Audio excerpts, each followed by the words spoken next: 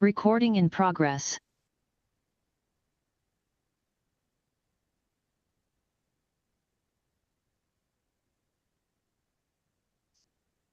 All right. Hello again. Hello again.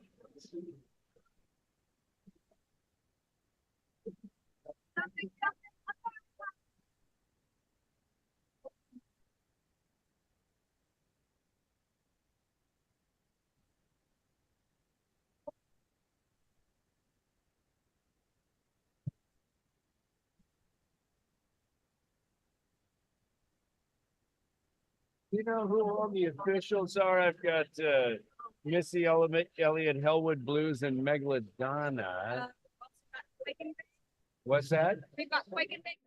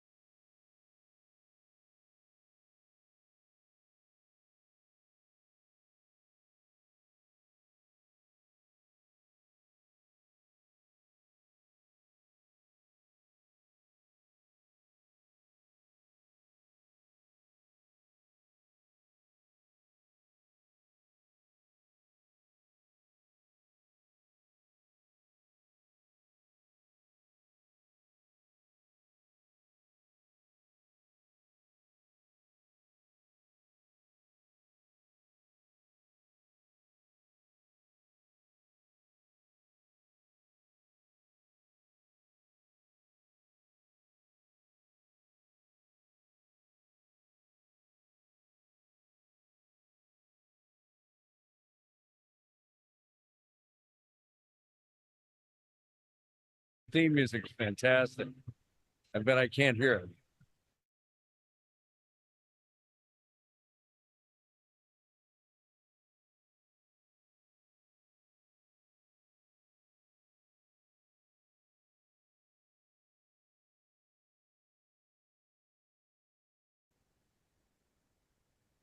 What? I'm gonna be famous.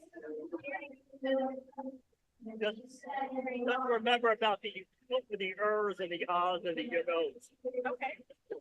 My mouth.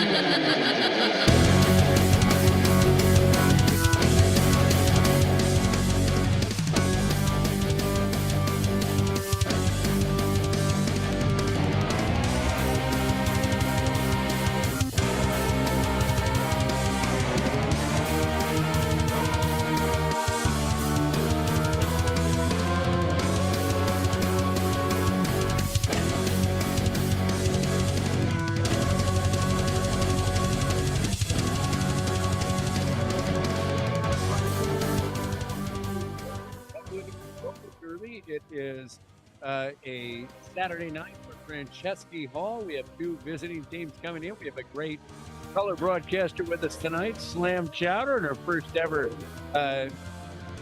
time in the color seat.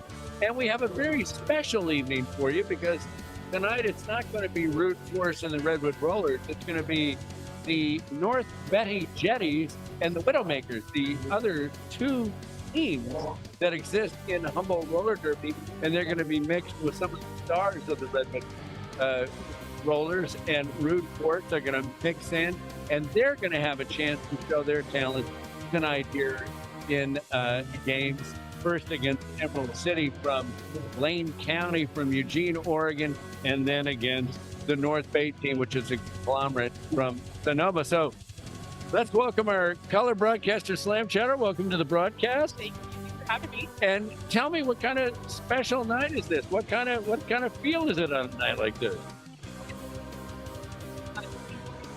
Played in our home team since before the pandemic. It's a lot of fun to mix up our usual rosters, and I think we can expect some theatrics from both teams. There's a lot of home team pride. So talk to me about that. When you say we haven't played in our home teams, what does that mean? yeah, so Humboldt Roller Derby is like the big umbrella, and that encapsulates when you make the team, you join Humboldt Roller Derby as the league. And then you get put on a home team, either the Widowmakers or the North Jetty Betties.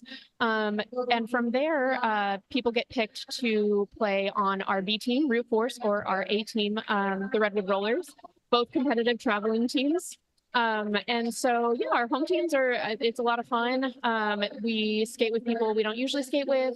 And we, have a lot of home team pride, like I said. So these are people you practice with all the time. Yes, they are. And these are people that necessarily aren't traveling as of yet. So I would say that most of the people here tonight are playing competitively. That doesn't always happen. When we have higher numbers, when our league is bigger, people do get put on home teams and don't necessarily make the Root Force roster or the Redwood Rollers roster. So this would be an opportunity for them to skate publicly in a competitive game against a visiting team. But because of the way that things are right now, our sort of small numbers league-wise, most of the skaters that you see out here have played in other games before. So talk to me, small numbers league-wise, you're saying post-pandemic, the league is building back up? Exactly. And how do you see that happening? I mean, it seems like strong teams came in here in the other two broadcasts we did. I mean, is it picking up? Yeah, I would say, we're really gaining momentum. We've got a few new transfer skaters here tonight that are playing with us. Lots of people interested in our training camp, which is how you make the team. So I think we're rebuilding. People want to come play us. We want to come play them. We're on track. So good pun. Yeah, thank you. So tell me, the Slam Chowder story.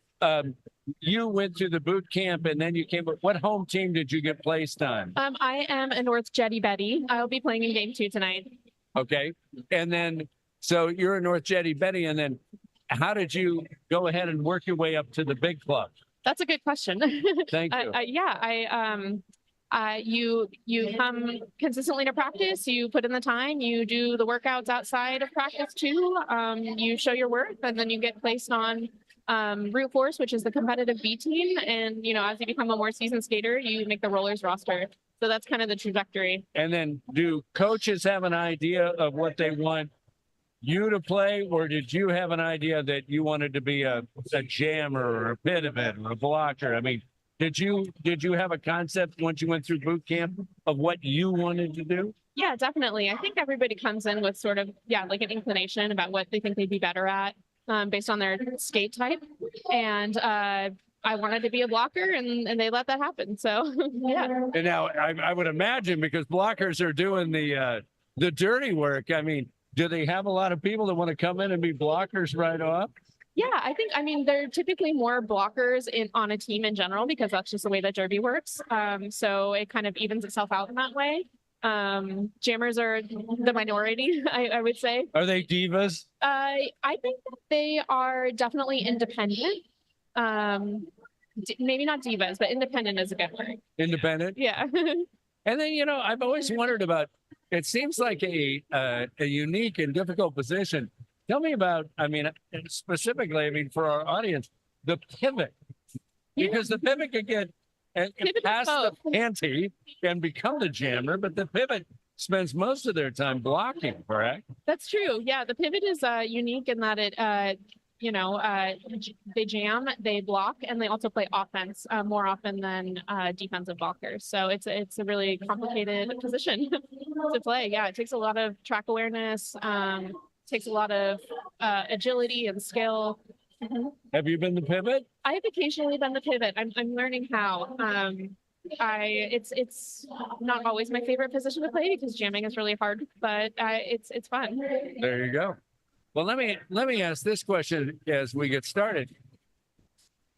The Widowmakers are getting introduced now, and my goodness gracious, the Widowmakers, they're skating out in their saws. They have axes and cut off Mackinaws as it's really something. I guess if you only get one chance to play a game out in front of the crowd, you're going to take it and be the best.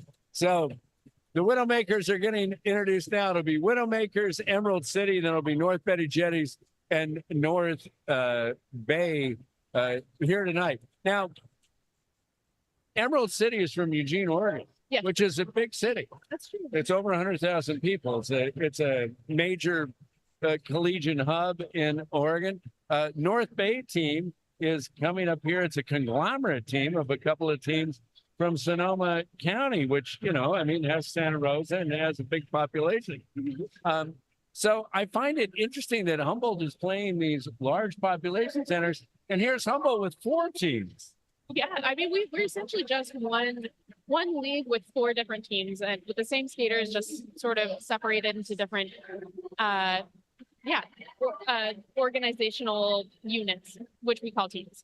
Okay, so my question is roller derby fever hotter in Humboldt County than anywhere else, you think? I don't know about anywhere else, but for a rural, sort of small town area, yes. Derby is big in Humboldt County. We go hard. Our fans support us. They come out to volunteer. They're excited about our bouts. Nobody really does it like Humboldt. We're in it for the show too. We're a competitive league. We want to do well. We want to rank. But we also want to have awesome community events for Humboldt County. And I think people feel that and are excited about it. So, yeah. Well, certainly the games are awesome community events. I mean, folks, if you haven't been out to see a game here at Franceschi Hall, the energy is over the top. We've got a packed house tonight. We're going to have a packed house. Is it a packed house because you've got players that haven't had a chance to maybe skate competitively, and now they're in there for the first time, and they're bringing all their friends and people to come watch tonight? I'm not sure if it's so much that. I think, most of our skaters on the track tonight have skated in a home team game before. I think that this is our last game until September, so I think people wanted to get the Derby in while they can. Also, it's fun to see our home teams. Like they have personalities. The Widowmakers are like the bad girls and boys and gender non-conforming folks of the league, and The bad non-conforming folks. Yeah. I like that. Yeah. So we have all kinds. So when you're on a team, is it kind of up to you to go ahead and talk to your friends and get the crowd out? I mean, is that something that is part of a core value of a Redwood Roller Derby person, is to let's go ahead and get the people out? Yeah, I think we're a nonprofit organization, and I'm actually the PR coordinator for the league. There's a lot of legwork that goes into getting these crowds. We do radio interviews. Case in point, you all here tonight. We've got a really active social media feed. We do a lot of flyering. We show up at Arts Alive with handbills. So I think beyond just our friends and family being excited for us, we really try to go out in the community and like generate excitement. And it's working. Yeah, I'm glad it is. So, and then, so on that side of bringing people in, how do people hear about it? When you're out there spreading the word, are you also trying to get people to sign up for boot camp? Yes, that recruitment is definitely a big part of our PR efforts. Yeah, we want people to join the league. We want people to volunteer. If they don't want to skate, we want people to ref. We want the community to be involved. So how did they get you to do it?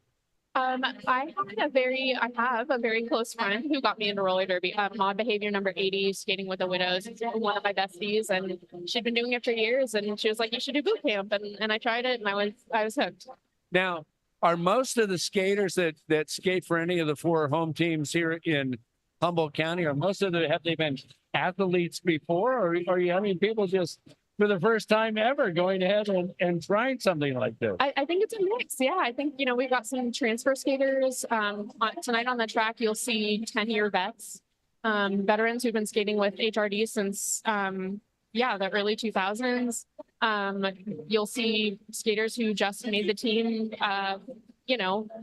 6 months ago. So it's a variety. Not just skaters. I mean, we're people, soccer players, basketball players, field hockey, whatever. Oh, I see what you're saying. Yeah, I would say it's also a mix. There's folks who often say, I think this is really common in roller derby, that they say, I've never played an organized sport before, but there was something about, myself included, I was like a theater kid. So yeah, I didn't play organized sports. But then we have a lot of there's like a big rugby to roller derby pipeline. So there's a lot of former rugby players, volleyball players, softball players, swimmers. Yeah, it takes all kinds. Well, that doesn't shock me about the rugby players, because believe me, folks, I've been out here watching these bouts, and there's real collisions here. There's real hitting here. I mean, this is the real deal. But for someone who's never played sports, my goodness gracious, I mean, it's a real leap. And it is, yeah. But I think that's a commonality amongst most adult roller derby players, is that we didn't have roller derby as a kid. And that's changing because youth leagues are popping up everywhere. But I think that a lot of us are coming to this, could you imagine playing softball in an organized league for the first time at 30 years old? That's a very unique experience, and that's what's happening here on the track. So let me ask you that question. I mean, that seems like something to ask. Is Humboldt Roller Derby maybe putting a youth league together? We used to have a youth league called the Saplings. The Saplings. Yeah, the Saplings, and they were really active before the pandemic. And we hope to bring them back again. Okay, we're getting ready for the first jam. I just want to tell you, you're listening to KCCH 96.7 Eureka Community Radio from Access Humboldt. And we want to also thank our underwriter, the Speakeasy, Craft Cocktails and Music, open every day at 4 p.m. They're at 411 Opera Alley in Eureka. So we're getting ready. Let me give you the officials. For the inside of the track, it's going to be Missy Elliott and Hellwood Blues. Missy Elliott is the head referee. On the outside, it's going to be Megalodonna and Dirty Carrie. And your jam referees, the ones that are counting the points, are going to be Quake and Bake and Wicked Lizard. Sounds about right. Yeah. If that sounds right. Mm-hmm. These are words I've never said. Yeah, derby names will get you. Yeah. You know, yeah, derby names will get you. I don't know if I'm going to go for a derby name. I think you get to choose one if you're going to continue showing up and You know? broadcasting. I think you're allowed to pick your derby name. I don't know, man. It's a big. Think about it. We'll talk about it next time. Okay. Now, one thing I noticed last time, and we're going to use the slam chowder once to go by chowder. So chowder is what I noticed is in the first skating against the Diamond Divas, the Redwood Rollers were kind of back. But since then, since that roughing up by them, they put themselves right up against the line on the jam. And they are doing so again. But we have a jammer breaking loose for Humboldt. It's Gnome Wrecker, number 15. Number 15, Gnome Wrecker, who will be in the color spot while you're playing the second game. Gnome was the first announcer ever, and Gnome is scoring points as they have broken away. Widowmakers in the green, Eugene in the white. Eugene's jammer also out, and they're going to call off the jam right there. Emerald City picked up 4 points there and take a 4-0 lead. And once again, teams stacked up on the jam. So is this the strategy that Redwood's going with from now on, is up against that line on the jam? No, I think they'll mix it up. We don't want to be too predictable. Okay. It seems like they've done a good job, and especially last time against Santa Cruz, really gumming up the lanes for the jammers. They did a great job on that night, and they're using the pyramid here. Daddy Longlegs goes down and fighting to the outside is the jammer for Humboldt out in front. Finally, the Eugene jammer gets out, kind of bumped out there by Eco-Terrorist. And Humboldt's going to score their first points right here.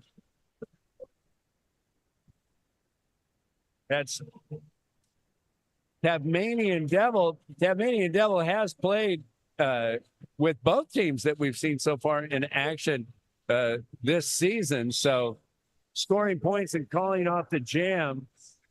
I think it was, I'm not sure if I'm correct, but I feel like Humboldt was scoring points on the very first jam. Okay, now we're seeing them up on the board. Okay, the Widowmakers get 4 there. Yeah, I think Emerald City should be at 0. So maybe I thought Humboldt was too. Now look at here. We have Emerald City laying way back on the jam line as they're getting ready for the third jam of the night. And the score has been fixed. Yeah, it's 8-0 Humboldt. Right. Emerald City's jammer's out first. Emerald City's jammer is breaking loose. That's number 15, Supernova. And Humboldt has Shaka punched. Great play there by number 59, Born Wicked, knocking the jammer for Emerald City out. But also the jammer for Emerald City must have thrown a hip or something. And they call off the jam. Now, explain to me, calling off the jam. I mean, that's the real nuance of this game, isn't it? That is true, yeah. So only the person who's designated as lead jammer can call the jam off.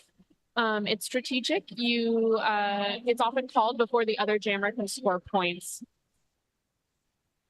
Well, at that time, Emerald City's jammer was knocked down. Humboldt very aggressive in the pyramid to go and breaking loose.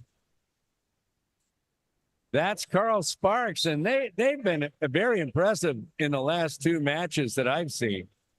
Oh, yeah. Carl's a relatively new skater, and they're killing it. Carl Sparks, the night against Bakersfield, the Rollers had such a difficult time getting their jammers loose. And then the last game against Sparks is going to call off the jam now. the last game against Santa Cruz, my goodness, 273 points. They ran wild. It was a blowout. Yeah, for sure. Did you expect anything like that night? No, I think we thought that was going to be a much closer game. I mean, of course we were happy to win, but Yes. but yeah, it was we definitely thought it was going to be more of a battle than it was. Well, 12-3 here. Now, do you know anything about the opponents when they come in? Do you know anything about Emerald City? We do. We tend to try to find footage of them playing beforehand, and we study it, like any other sports team. And when you say you study it, I mean, are you in film sessions? We do footage watching at our team office occasionally. Wow. There you go. So now all the blockers are up on the line as the jam starts. And what we see here is the stalling that comes. Good job by Humboldt laying back and getting bodies on the jammer. That's Gnome Record she gets pushed out and has to come back later. But breaking loose is Malice in Wonderland. And they are on the jam for Eugene.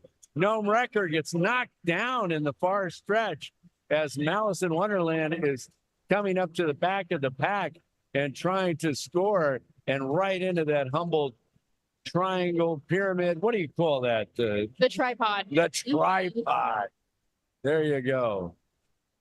Humboldt playing it well and adjusting and shifting and keeping Malice in Wonderland from breaking loose and scoring any points. Outstanding defense right now. And Gnome Record is finally loose and coming around for an opportunity to score points.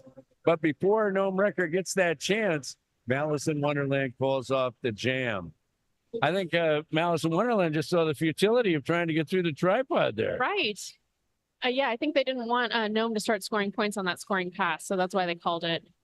I'm always interested when you're a blocker, when your skater comes around, you're setting picks and screens, right? Trying to free them.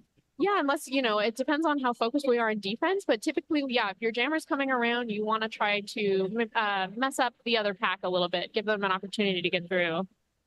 So here we are, jam number 6 starting. And breaking loose is Travanian Devil. The Travanian Devil coming around, and they will be on the scoring play and slammed into the Emerald City defense and knocked out by number 99, Wormgarden. Players on the ground here. Is some hitting going on in the second turn. Travanian Devil trying to break loose, but breaking loose for Emerald City is Cinnabons with a you talk about dramatic kind of a face makeup of a skeleton or something. Cool. Yeah, derby's fun. We're serious about our sport, but we like a little makeup sometimes. Well, didn't you go with I interviewed you last time. You have cobwebs in your... Yeah, good memory. It's true. And so, explain. How does that, Yeah, roller derby has a history of being theatrical. I think, when we look at the roller derby of the 70s, I think there was fishnets and short skirts, and some of that spirit still lives on. And so, is that an easy transition as a theater kid into roller derby? Yeah, yes and no. Okay. It's Chakra Punch here, fighting the Eugene blockers. One more to break through. Good job at Chakra Punch. That is just outstanding jamming right there. And coming around on a scoring play. Finally, Eugene's jammers lose, but Chakra Punch is out and scoring. Good. Looks like we're in there a power jam situation now. Right, because the jammer for Emerald City is on the bench with a penalty. So in these situations like this, you only have one player on the entire track that can score. And luckily enough for Humboldt, for the Widowmakers, it is Chakra Punch. It is them. So the jam continues. Now, if you're the only one, here's an obvious question.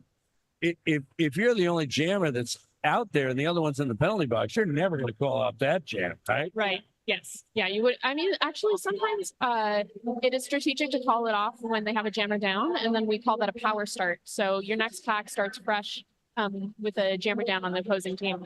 Oh, what a great hit there by Mod Behavior, number 80. Mod Behavior. My goodness. Sliding across. That was a check. And here comes a power start here with Emerald City into the second turn.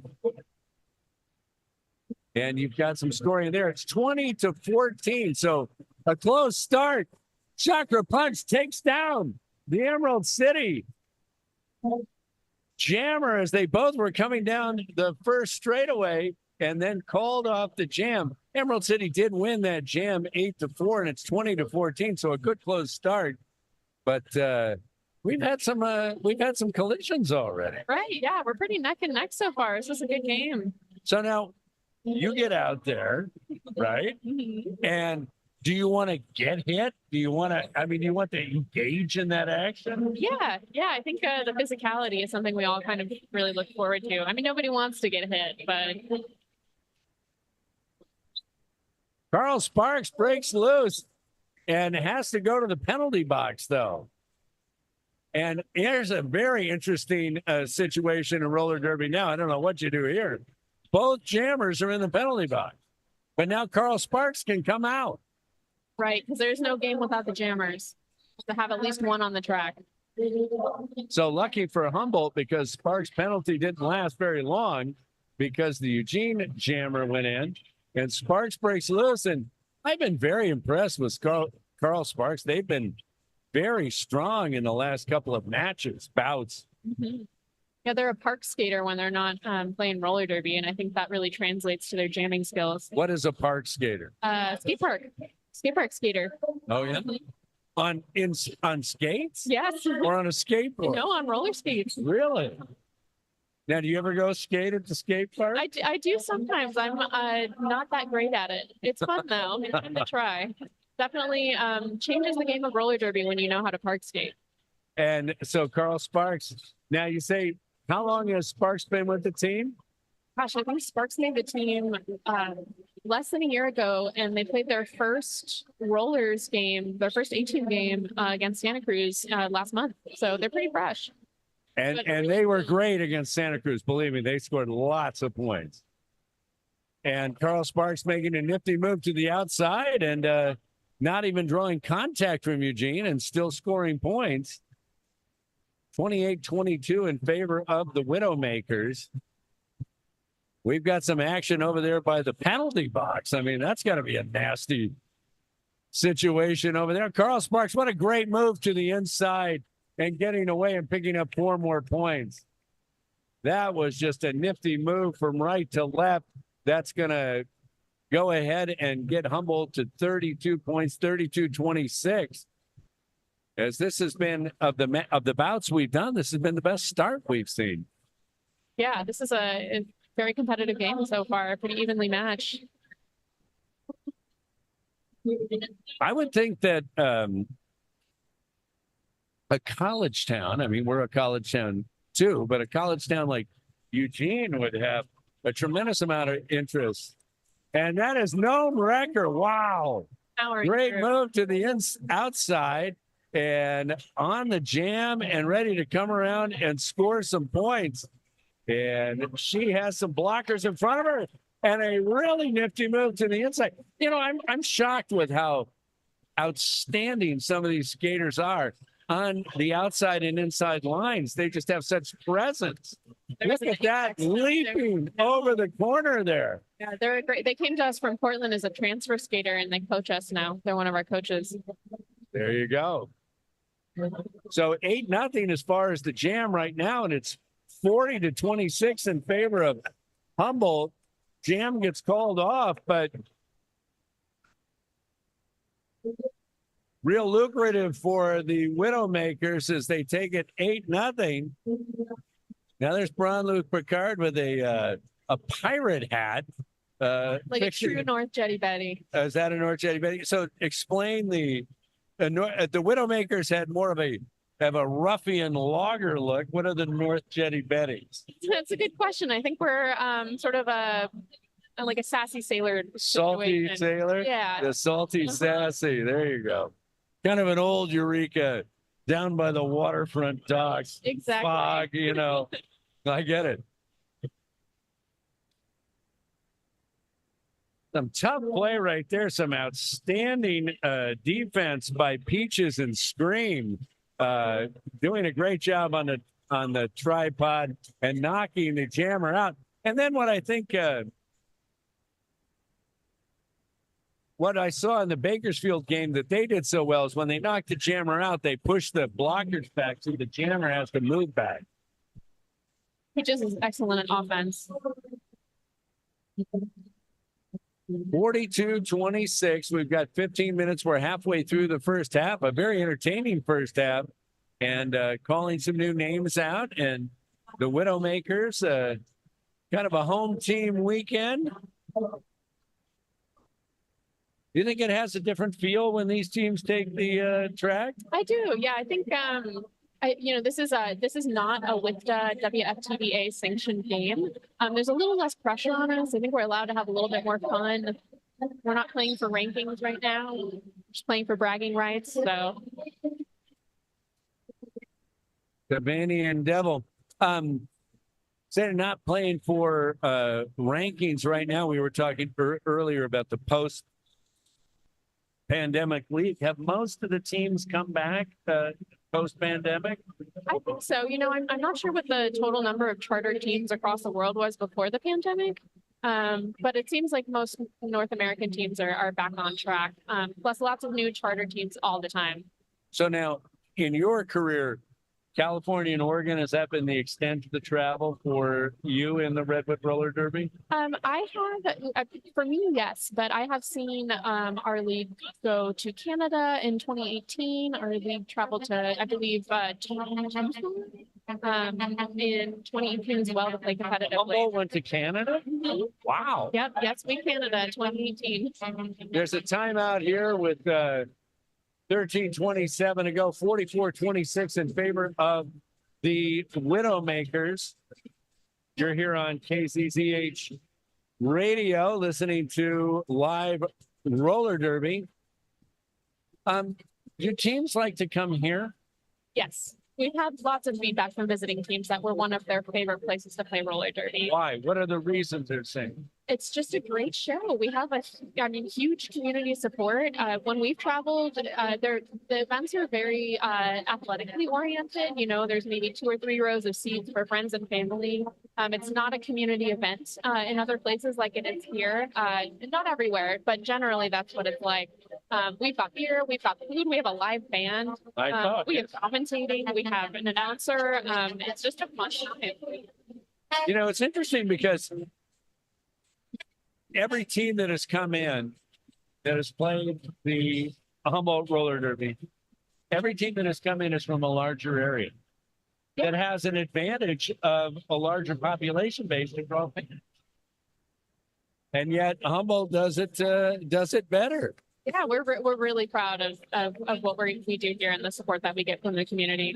Now you're the PR person. How often do you work beyond, doing the events with the team? Are you on the phone to people? Yeah, it's a pretty constant stream of communication and posting on social media and graphic design. So jam number 11 is starting and breaking away right off the bat for Emerald City is Supernova, but Chakra Punch is following them. And here we come back to the turn 1 and to the tripods, respected tripods. And Chakra Punch, wow. Talk about hitting the hole and getting through. That was outstanding. And she comes around for a scoring time, but the jam is going to be called off. Called off by Emerald City. Now, their lead jammer can call it off. Yes. Either lead jammer. Yeah, but only the lead jammer. And the lead jammer for Emerald City called that one off because Chakra Punch was so far in front. I mean, I'm just asking. that Shocker Punch looked like, there were 4 more points easy to get. They would have started, yeah, Shocker would have started scoring points had she hit the pack. So that's why they called it off. Okay, 48-30. That's some insight there. So here we go.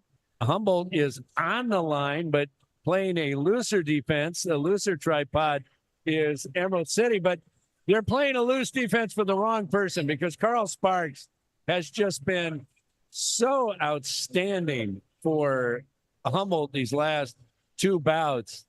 And they are coming around, clapping their hands, getting their team organized. And look at this.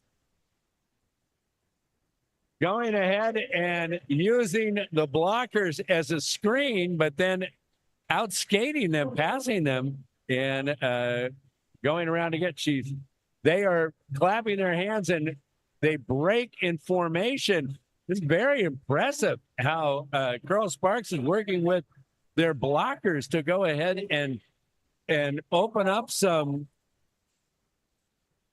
free space in which to skate and score. And the score is racking up for Humboldt, 56-30 at this point.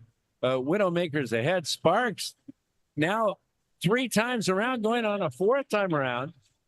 12-0 as far as the jam. I'm shocked that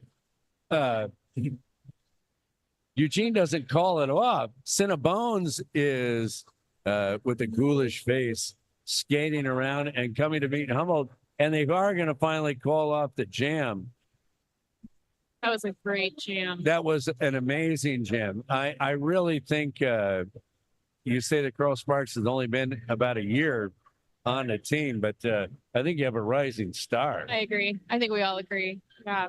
When you saw them clapping their hands, that was not to give away our trade secrets, but that's a signal, the kind of offense that they're asking for coming around the track. So that's what's happening. Do you think that other roller derby teams are listening to this broadcast? You never know. It's like baseball players. You have to cover your mitt over your mouth so no one sees you, Doug. Keep the secrets. There we go. Well, it was well coordinated. That was for sure. Gnome Wrecker is the jammer, but now Gnome Wrecker is headed for the penalty box. So that means that only Emerald City has a jammer on the track. But my goodness gracious, outstanding defense by Humboldt in the tripod, and Malice in Wonderland has yet to even get to the second turn. That's how tenacious the defense has been. Yeah, the score difference is just growing. And the last player, Torkin Beans, has finally passed. And now Emerald City with a chance to score. Malice in Wonderland coming around, but can't be too happy about facing this group again. And hip check to the outside. Now Gnome Wrecker back into the bout, and they have passed the blockers of Emerald City and are loose and can score. Meanwhile, Malice in Wonderland is finding it tough sledding over there and calls off the jam because they must be exhausted. That was great defense. Battle. It was. Yeah, it's really hard to play that good of defense when you have an entire pack playing offense because you don't have a jammer on the track, so they're not worried about your jammer. Is that the hardest time when you're a blocker, is when you've lost your jammer and it's just up to you to keep them from scoring? Yes, I think so. Yeah, because not only are you blocking their jammer, but you're also trying to avoid their offense. Wow. So here we go, 8:55 to go, first half. And everybody is clogged up there at the jam line here on the first straightaway. Nobody's even been close to turn number 1 yet. We've got jammers having to be pushed back. Outstanding defense by Humboldt. That was the biggest change between the Bakersfield bout and the Santa Cruz bout that we saw. Bakersfield was a really tough team. Oh, they were brutal. Breaking away, Tasmanian Devil. And Tasmanian Devil will have the first chance to score in this jam. Coming around determined. And, giving a hip check back. A little, you can dish it out and take it too. But clogged up now. Mythical Beast is trying to be the jammer for Emerald City knocked down. They were the pivot and been past the panty. And we'll try to get that on and get past.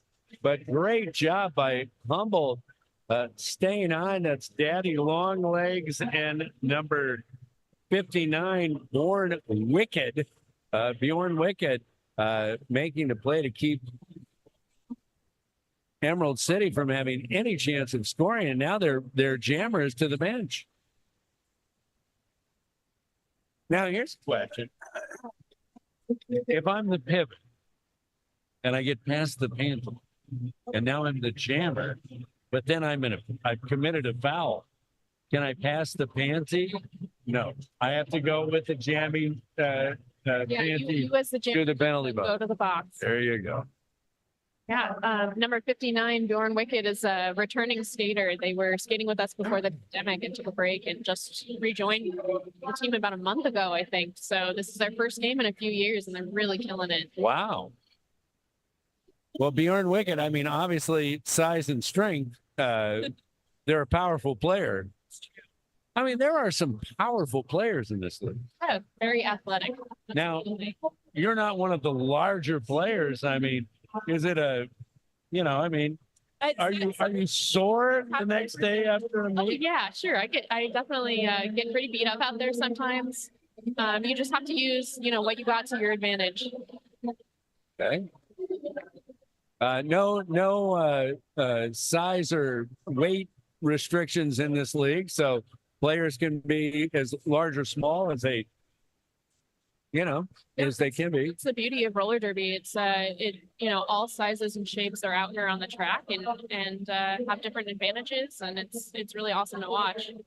Now, do you ever get a little hot under the collar about some hitting or some? Do you ever think, oh, that's so and so, and you're gonna, Oh, for sure. Yeah, I think usually it stays on the track, but yeah, I think you get hit several times with the same person. They just keep taking you out, and you've got it in for them. You want to get them back. There you go. So Chakra Punch coming up 64-32. Humboldt has doubled up Emerald City to this point. 5:26 to go in the half.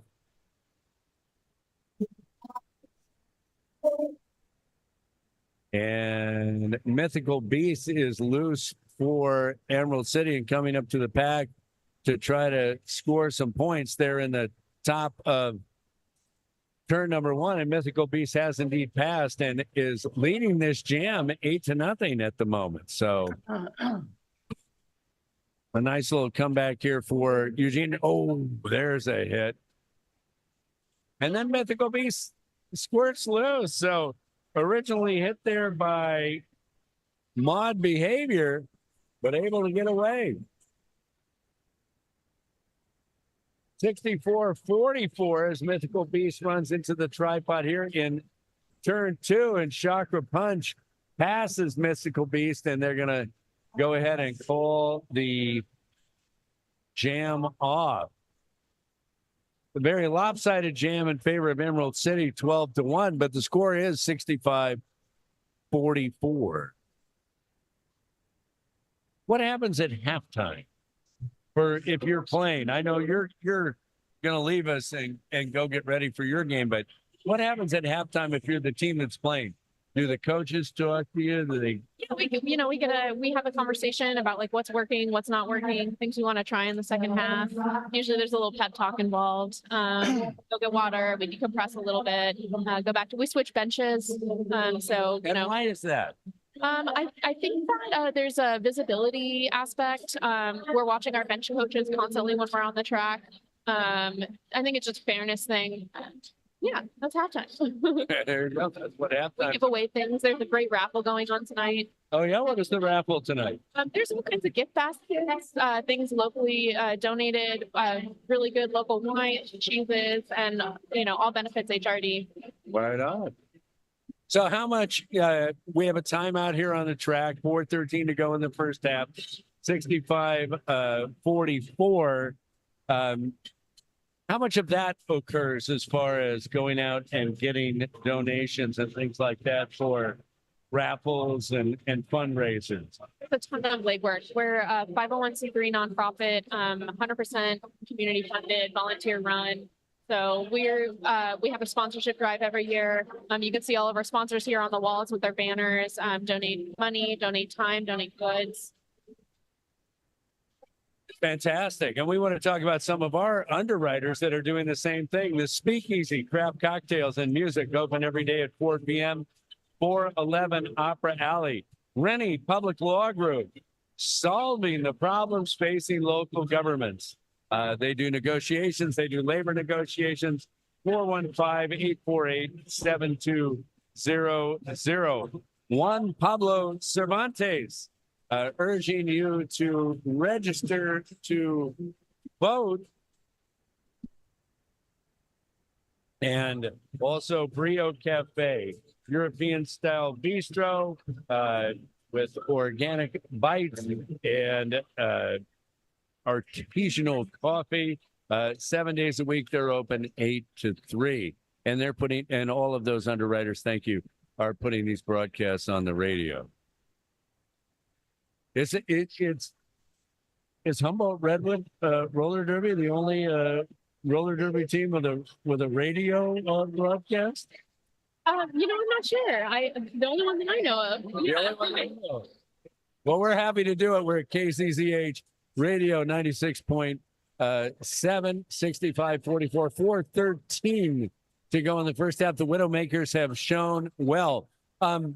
You say that a game like this is more fun, no pressure, but for somebody that has yet to play, either with Root Force or the Redwood Rollers, I would think that, this is your one chance.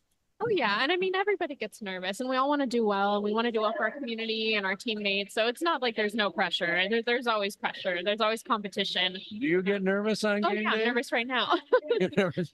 So take me through it. You wake up in the morning, you got a game that night. I mean, you change how you do things in that day? Do you eat differently? Do you not do certain activities? Do you get your game face on? Are you grumpy? You gotta go. What's happening? All of the above? All of it, yeah. I mean, I think you try to hydrate a lot. You try to eat well. I listen to music that makes me feel like. What are you listening to get ready to? A lot of women rappers, which is not usually what I listen to.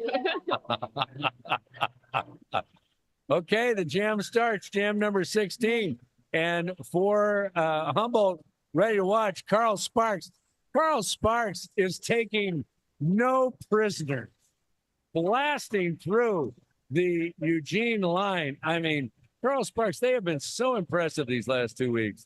And meanwhile, Humboldt doing a fantastic job. And I'll tell you who's doing a fantastic job is Eco-Terrorist. Eco-Terrorist, not the largest player on the track, but a tenacious player. Keeping Emerald City, that's Malice in Wonderland, from scoring. Meanwhile, Carl Sparks, the action was moving to the outside. Sparks went to the inside. Fantastic move. And it's 73-44. Sparks has outscored Eugene 8-0. Malice in Wonderland has spent more time on the ground at this time around the track. Great defense by the Humboldt blockers. And Carl Sparks is going to call off the jam. And is that the best? I mean, when you look at a jam, 12-0. That seems it's a great jam. That's a great jam. That is a great jam. And jams usually don't go the full 2 minutes, right? No, they go as long as the lead jammer wants them to go, typically, unless there is no lead jammer declared, and then they'll go the full 2 minutes. And when no lead jammer declared, like if the pivot has become the jammer, if somebody's in the box, that kind of thing? Yeah. Okay. So here we are, gummed up on the start line. And Gnome Wrecker head down like my goodness, like a human bowling ball going through that line. Fantastic. And Gnome Wrecker fighting to the inside and breaking through and scoring points. And calling off the jam. Gnome had a tough time in that Bakersfield bout, but not tonight. Looking fantastic, breaking through there, scoring 4 points. And now this game, there's a little width here in the score, little distance. It's 81-44. Now, when blockers, let's say Eugene, like they have here, has decided to come out and not get right on that jam line, but a little deeper down near turn number 1. Now, Humboldt is meeting them there. Is that a strategy to just everyone start at that side, or do they not want to come up and meet the blocker in that situation, or the jammer in that situation? It's always an interplay with, the way that we start off the line, about making sure that we're not getting offense played on us immediately. So I think that was that strategy there, was to get right on top of them so they couldn't block, get their jammer through off the line. So Tavanian Devil is the jammer for Humboldt, doing a great job fighting through. Meanwhile, Humboldt is doing a fabulous job defending against Electric Mayhem, which neither seems electric or mayhem at this point. They're really getting stopped in turn 2 and a little wobbly, to be honest. Meanwhile, Tavanian Devil is coming up for another scoring pass, having already scored 4 points. And Tavanian Devil is the one delivering the blows. Looks like Emerald City Pivot has the jammer helmet cover here. It has the star. So the panty has been passed, and then right in time for the panty to be passed, the pivot goes into the penalty box. So Humboldt will be the only one, and now the jam is called off. So a 4-0 score there, 88-44. It's great. That was a fun first half. I have to leave you for about 15 minutes. Was that the end of the first it. half? It was a fun first half. You're I'll be leaving? back. Yeah, I got to go warm up. Thanks a lot. Thanks. I'll be back. You're going to be back. You're going to warm up, and then I've Yes. never had a color announcer leave, go warm No, up, I'm and sorry. go back. I will be out of breath when I come. Might be sorry.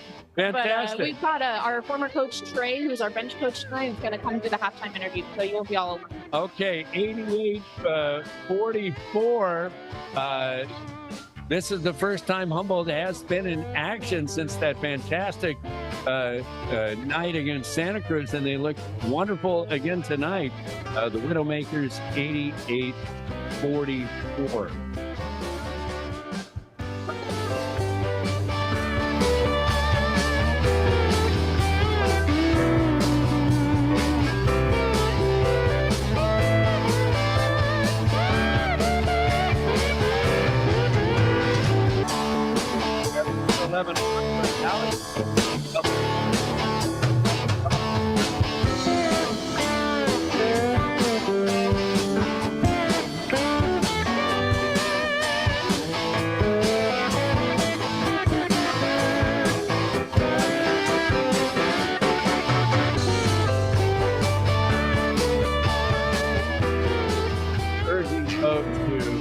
Go ahead. This is a big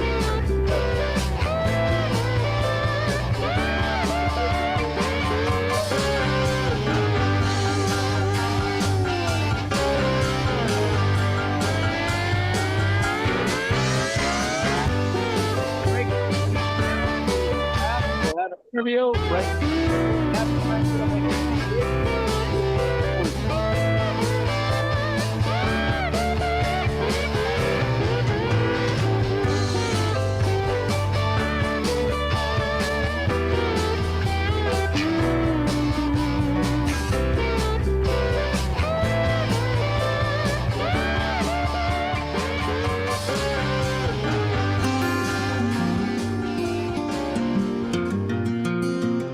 Welcome to the KZZH Community Calendar for the week starting Friday, April 26th, 2024.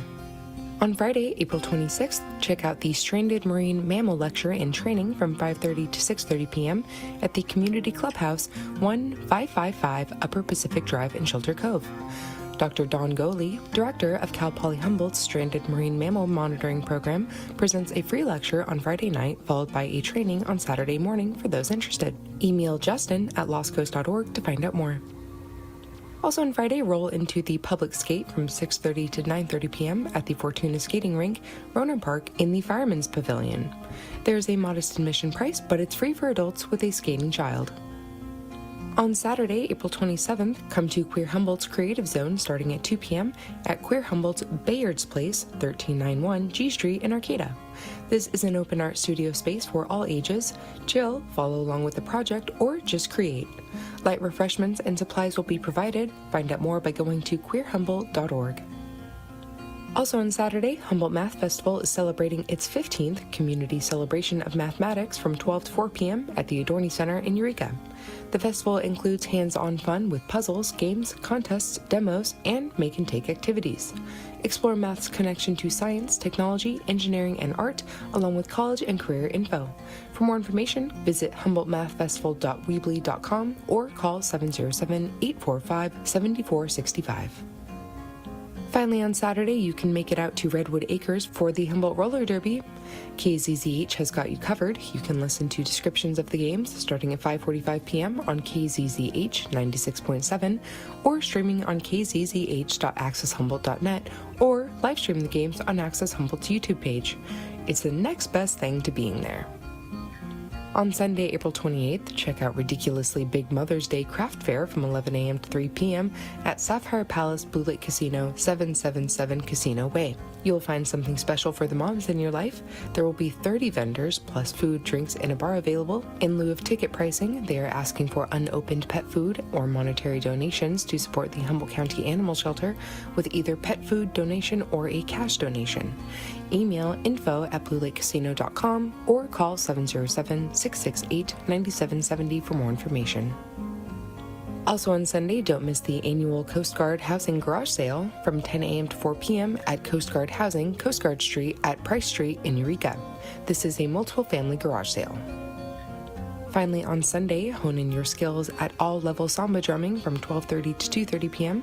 at HLOC Space 92 Sunnybray Center in Arcata. Drums will be provided, no experience is necessary, and beginners are welcome. There's a modest sliding scale for admission. Email samba.arcata@gmail.com to find out more. On Monday, April 29th, check out Humboldt Offshore Wind, Challenges and Opportunities for the Local Community from 5 to 6:30 p.m. at the Behavioral and Social Sciences Building Room, 166 Cal Poly Humboldt in Arcata. The 20th Annual Victor T. Schwab Memorial Lecture on Local Politics.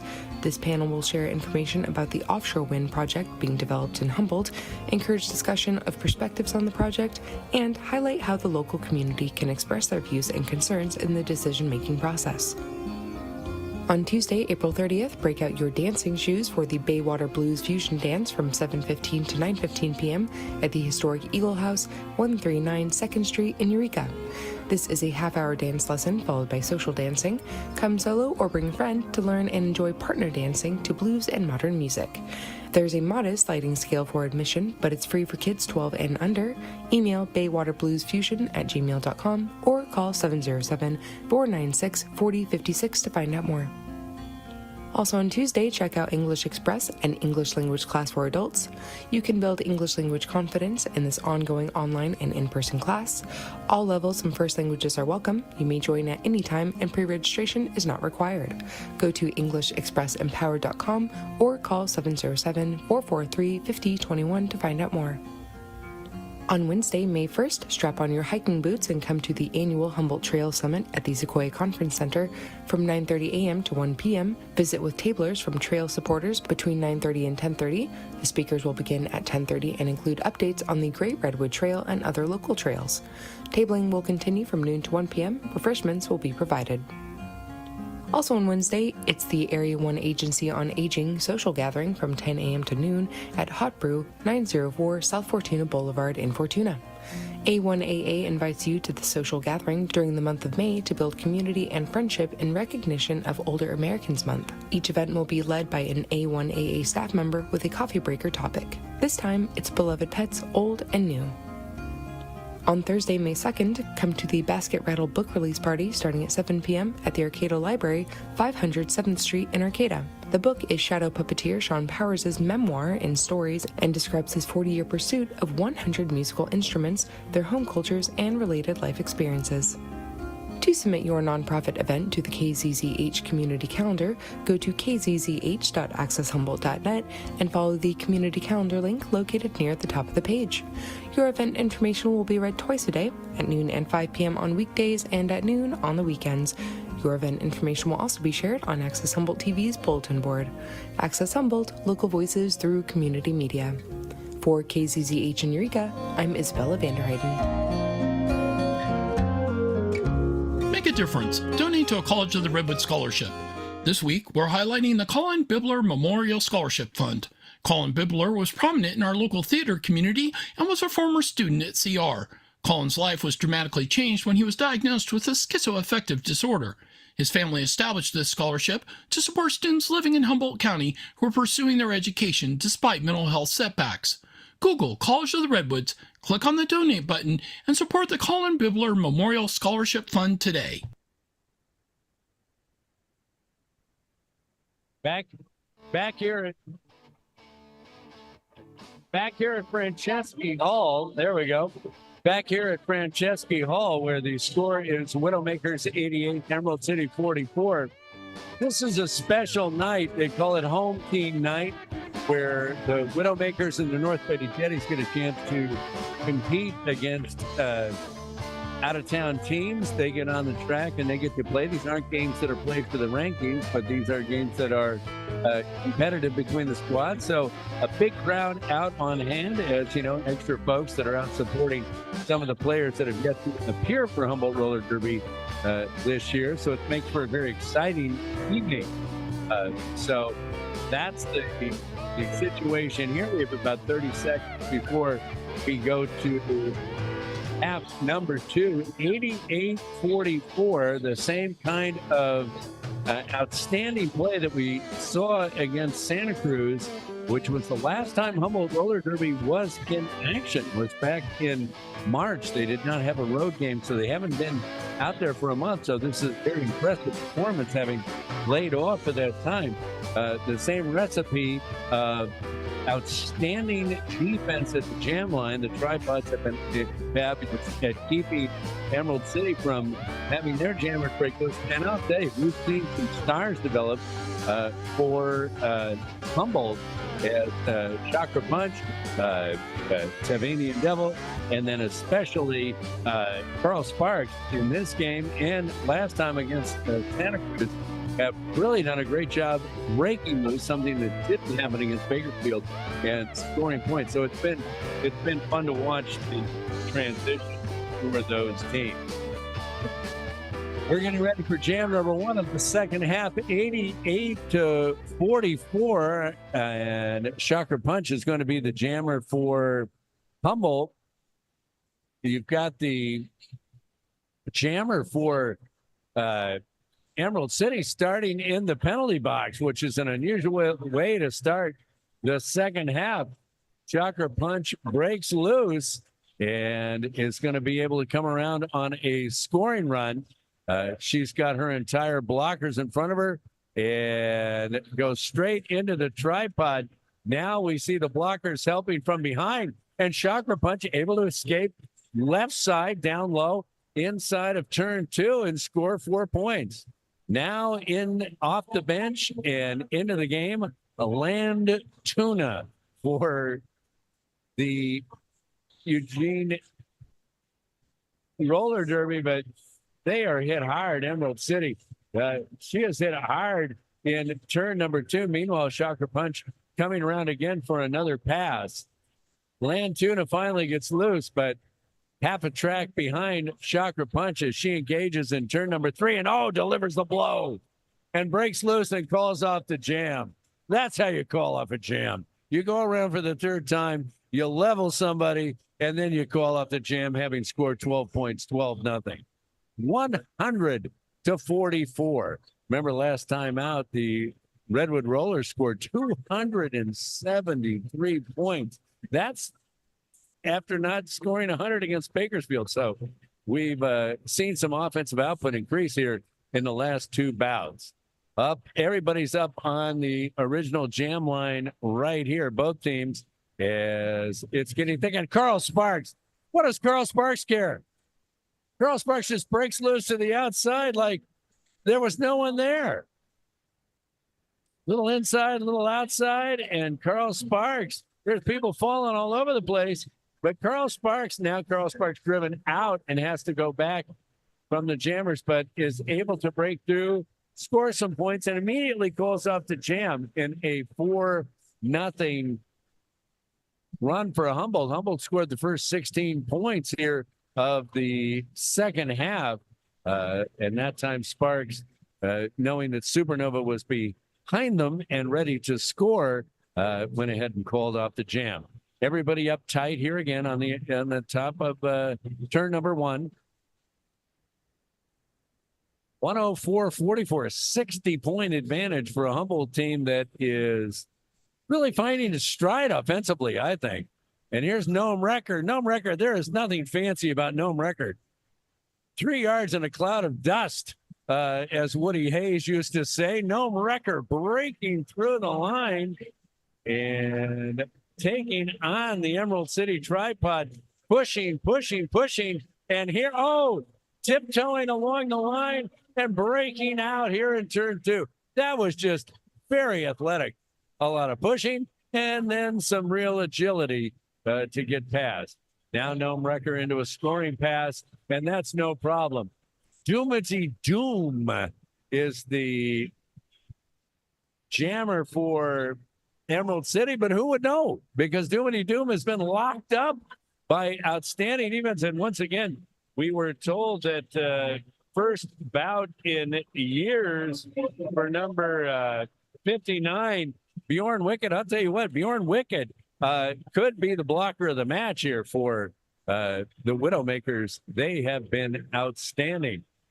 Meanwhile, Noam Recker having their way with them. Outscored Emerald City 8-0 at this point. A spin move into turn number 3 and loose again. Why, look who's here. It's Slam Chowder. Hey, Chowder, how you doing? Out of breath. How was the warm-up? Good. Helps get the nerves out. You know, it's interesting. You're going to go do roller derby. You have an ascot still. I mean, Part of the Betty's, vibe. Like I said, the Betty vibe is an ascot. I see. I don't even know when the last time I said that word was. 116-44, a 12-0. You had 12-0, back-to-back 12-0s. Carl Sparks and now Noam Recker. Noam Recker starting to get back on the board for Humboldt. Doing a great job here as a jammer. Eco number 20 is this is her first game with HRD. She comes to us from Cherry City up in Salem. And that was a road game for Humboldt. They went up to Cherry City, and the Redwood Rollers took it on the chin up there. So, in a player, you didn't trade for this player. They just moved down to Humboldt County. Yes, yeah. They moved here and then joined our league. Right on. Did you ever remember playing against them? Not personally. Eco seems to know some folks on the Emerald City team, though. So I think Emerald City and Cherry City maybe have some skaters in common. I bet you, or a rivalry. Salem and Eugene. Salem, the capital of Oregon. Eugene, the largest college town. Devanian Devil loose. And coming around for a scoring try. Supernova is the jammer for Emerald City, but that jam is going to be called off. So where did you warm up? I didn't see people warming up on the track. We run around in the parking lot. You run around in the parking lot, not with your skates on. No, it was an off skates warm up. We just get stretched. We stretch and have a little pep talk, and that's our off. In the parking lot. In the parking lot. There you go. Doesn't get any better than that. Parking lot here at Franceschi Hall, just out the door of the east side of our hall. Chakra punch. Oh, nice move. And then straddling the line, they're going to say she went out. But a fantastic move, I thought. Danger up at the front. And here we go. Knocking Deadly Dorothy out. of bound. Deadly Dorothy taking it on the chin again and being knocked out of play and having to go back and start over.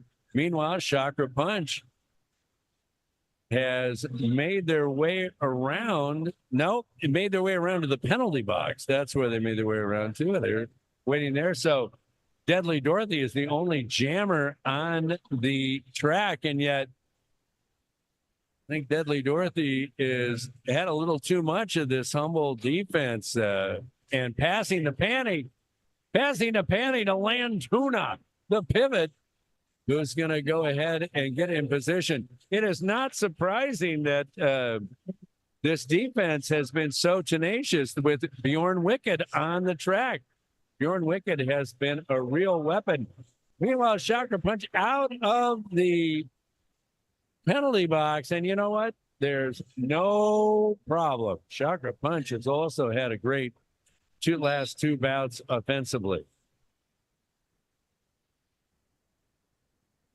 Chakra's just a great, consistent jammer, just so level-headed. Well, what does that mean, a level-headed jammer? I think just, her calm. Even when things get tough, I think she just pushes through at the same speed, doesn't get discouraged, super strong. She's like a yoga teacher. She's a yoga teacher? Mhm. That's fantastic. Where? I guess we can't ask where, but I'm actually not sure, so I wouldn't be able to answer it. yeah, there you go. I mean, that would be an interesting. I just wonder how the two disciplines meet: roller derby and, and yoga. Well, I think one thing that has occurred for Humboldt, especially after that Bakersfield bout, is the jammers, it seems, from Humboldt have got a lot more physical. That's true. I think, even, blocking against them on a day-to-day basis, I feel like I've really stepped it up. I'm getting hit hard all the time. Was it hard to get back into it after the pandemic as jam number 6 gets started here? Yes. Yeah, it was hard to get people to commit. It felt, we felt noodly being on our skates again for the first time after years playing roller derby. So it was tough, but I think we're back in full swing now. Carl Sparks is in full swing. They break through again. Nobody's been able to contain Carl Sparks. And Carl Sparks comes up. One of the things Carl Sparks does is Carl Sparks is able to get to the line of blockers and has tremendous vision. When they see any opening, they go for it. Yeah, always moving forward, not laterally. That's an important part of jamming. I think they really utilize it. So 126 to 58. And Bjorn Wicked back on the track. And I mentioned that because I think Bjorn Wicked has been a real difference maker here in this game. And jamming for Humboldt will be Gnome Wrecker. And knocked out is the Emerald City jammer. They came much faster to the line than Gnome Wrecker. Gnome Wrecker is still trying to find their way through and will break through. I'll tell you one thing about Gnome Wrecker. Gnome Wrecker takes on the blockers real well, but has real nimble feet around the end lines. Wow, what a hit there. Great hip check from Bridge of Khazad-dûm for Humboldt. Fantastic. The jam is called off. 129.58. Now, we see the constant taping of the track. Yes, that is ongoing. It gets, we roll over it and it gets messed up. We don't want that. Okay. Is everybody taught how to tape track? Is that a job you might have as a... I think that is something we all do at one point or another in our derby career. There you go. So here we are in jam number 7. And breaking loose, Tavanian Devil. Once again, another impressive Humboldt jammer taking on the blockers for Emerald City and then finding the lane and breaking loose and getting ready in the scoring position. That time, fantastic screen set there by Peaches and Scream. The jam's going to get called off. Humboldt winds up winning that jam. They're going to post the score here by a score of 3-0, 132-58. Hey, you're listening to KZZH 96.7 Eureka Community Radio from Access Humboldt.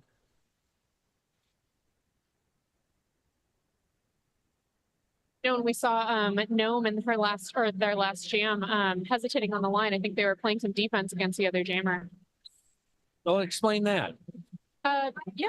Jammers have the opportunity to play defense. You know, the whole DACA moment, they won't charge right through the pack. They'll throw a couple hits on the other jammer, help, funnel them into the tripod, and then take off. And I think that's what we were seeing. Let me ask you a question, coaching-wise. As Chakra Punch, my goodness gracious, what a tremendous individual effort. There are 3 Emerald City blockers doing a tripod, and Chakra Punch is leaving them on the track and breaking loose in turn number 2. I mean, that's just 1 on 3 and a fantastic effort. There was no yoga there. That was smash face. It's all in the core. There you go. There it was. And speaking of the core, she's going to touch the core and call off the jam. And it's going to be 136-58. Don't forget the Speakeasy, one of our underwriters. Craft cocktails, music, open every day at 4 p.m. That's at 411 Opera Alley. You got music, you got cocktails, you got atmosphere. The Speakeasy underwriting our broadcast, and we thank them for that. All right. Carl Sparks back on 136-58. Now, as Carl Sparks goes for it, Carl Sparks is very good at bumping, backing up, assessing, seeing the hole, and then going for it. Outstanding ability for Sparks to make sure that they see the opportunity to score the points. And once they're bouncing off the blockers again and cutting to the inside and scoring on a 4-0 run right now. And here's another signal. What does this one mean? That's the punch. They're going to send one offensive person up and sweep aside. Wow, the punch. So here we are. Slam Chowder giving us trade secrets. The punch. And Carl Sparks trying to pass the Emerald City group in turn number 3. And that is successfully done. The punch works out. It's an 8-0 run right now for Sparks. Meanwhile, the tenacious Humboldt defense just absolutely bottling up Emerald City and Supernova. I think Humboldt Roller Derby is really doing a good job of utilizing sort of the down moments when the jammers aren't engaged with the pack, trying to pick off other points, keep jammers away. Just a really good use of time. Outstanding, Carl Sparks. Another 12-0 run for Sparks. I mean, you've had some pretty impressive performances tonight. I mean, those are crushers, aren't they? When you're playing a team and they keep throwing out, jammers that can pass 3 times full and make 12 points in a single 2-minute jam. Yeah, we're killing it. It's exciting. We've had a few wins games like this. I think we're just wow, Gnome Wrecker faking inside, going outside, the old bait and switch, and they're loose too, and they're going to come around, and there's a big Eugene presence down here in turn number 1, and Gnome Wrecker goes right into it. Gnome Wrecker piling into the Eugene tripod and scoring points, and now being called for a penalty. Maybe a push there, and they're going to go to the box. Meanwhile, Malice in Wonderland for the Eugene Emerald City team, and getting jammed up in turn number 3.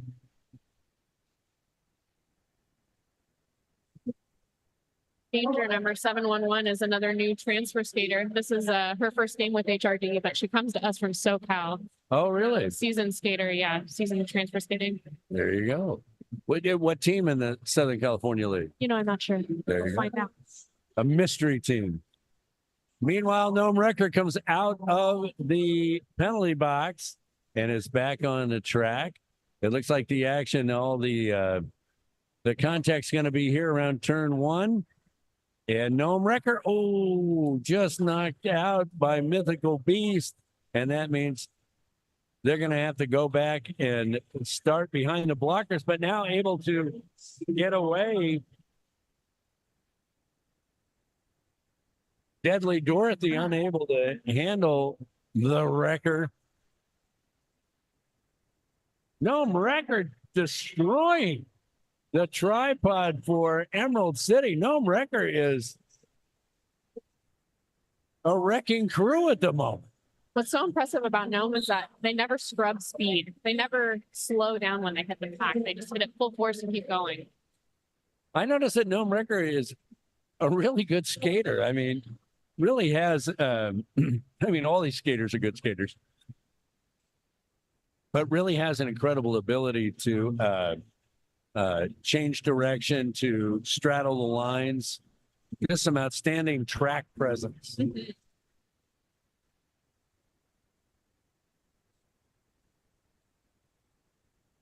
11:53 to go, 160 to 67. Widowmaker now. The Widowmakers play here. The North Betty Jetties are next. Any competition between the two as far as how they're going to do tonight? Definitely. I mean, yeah, I think there's some bragging rights at stake. You know, who's gonna win? Are we both gonna win? Friendly competition for sure between the two. Well, the Widowmakers are going to win. Yeah, that's true. And the North Betty Jetties have had the gauntlet thrown down to them. Yeah, we hope to pick it up and carry it forth. Now, will there be some trash talking, so to speak, if you don't hold your end of the bargain? Yes, absolutely. Oh, Yeah, so you don't want that. we don't want that. Meanwhile, back on the track, it is Tabanian Devil getting out of the log jam there on turn number 2 and then calling off the jam. Tabanian Devil winds up outscoring Emerald City 8-0.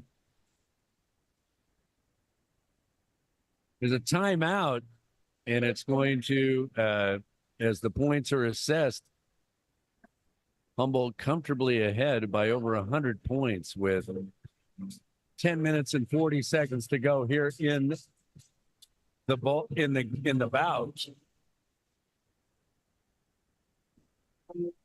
Now, do you have to go back out and warm up in the parking lot, or will they let you on the track this time? No, we're going to be on the track. Oh, this time. that's there.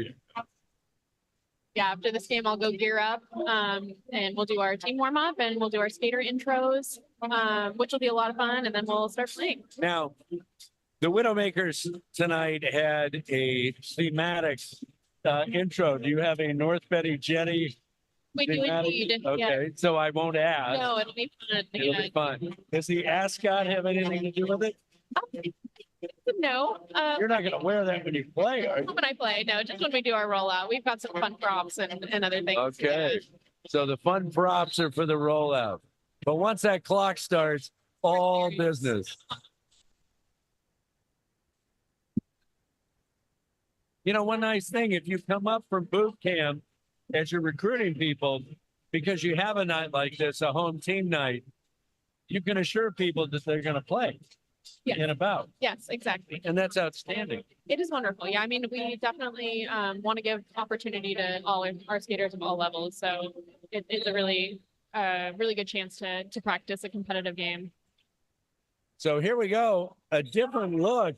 Danger is the jammer, and you've got Chakra Punch as one of the blockers. So I haven't seen Chakra Punch as a blocker before. Danger, very fast.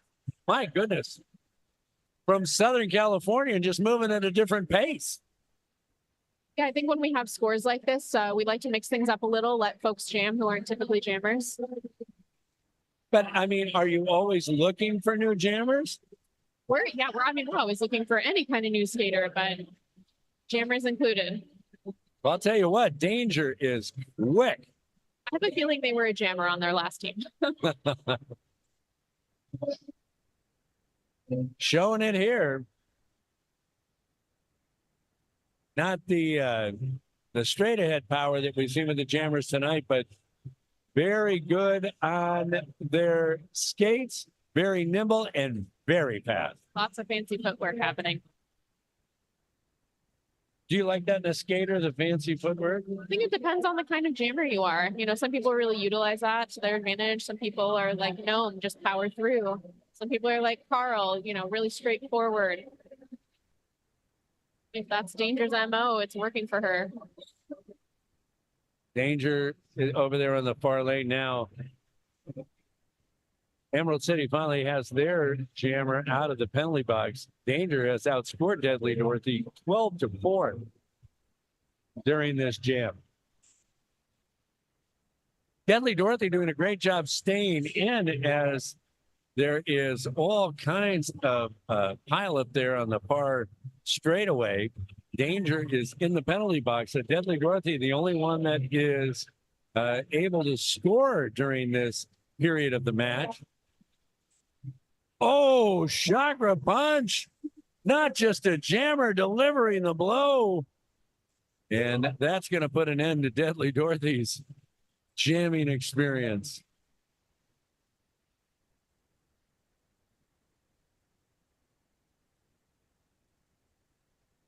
Carl Sparks going to be the jammer here, but taking the time to talk to the blockers and maybe get a formation set up before it starts. Yeah, they've got a plan going for the off the line play.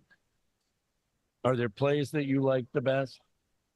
I like off the line. I like what we call a pinchers, which is like, you know, two blockers on each side, and we start up front and we roll back and then switch the other tripod and try to make a lane for our Wow. jammer. It's a fun one. There you go. We'll have to look for that. Is that they call that play? Yeah, you'll probably see it in the next game. You'll see us set up in front that way, two jammers on each line. Or I mean, two blockers on each line. You can give me a signal when it's going to happen. I'll do some crab signs. Oh, yeah, that's it? Yeah, the picture? I got it. All right. You heard it here. We're going to get inside the squad. 183-77, 8:29 to go. It's been all Widowmakers. This game started out. The first 10 minutes were very close, but the Widowmakers have just had outstanding jamming tonight and also efficient blocking and have run up the score at the moment. So here we go. And here you go. New skater on the track. Eco-terrorist. Wow. You cannot knock eco-terrorist down. They had her on the line and pushing and shoving, and now she leaps over on the inside. Are you kidding me? All kinds of outstanding skating by Eco-terrorist. Slapcat is the jammer for Emerald City, but Eco-terrorist in the far corner. What an impressive, I mean, calling off the jam after an 8-0 run. And it's going to take it to 199-77. 8-3 is the final total in that jam. But I'll tell you what, Eco-terrorist and Danger, seeing some new people, calling some new names. You know, it's not uncommon at the start of a game for the score to be really close for a while. We call like the first 15 minutes of every game homework. We're doing homework at that time. You know, we're trying to figure out what's working against the other team, what's not working. So I think that's why you see it sometimes and it looks really close and then the score just grows, the differential. Well, it certainly has here. Humboldt has worn them down. And look at Gnome Wrecker work. Gnome Wrecker was knocked down 3 times trying to escape and finally has. And Gnome Wrecker is going to come around after all that work and be the person that's able to put up some points on the jam. And taking on the tripod over there on the far straightaway, Gnome Wrecker staying inbounds and racking up some points. And the Widowmakers are going to cross 200 points here pretty quick. Maybe even on this jam. If you put up 200 on someone, you really... It was a landslide. Yeah. You really shellacked them. Peaches and Scream doing a great job on the Jammer. Jammer's trying to pass the panty for Emerald City, but it's just not going to happen. Meanwhile, Gnome Wrecker calls up the Jam. 199 to 80. There's 538 to go.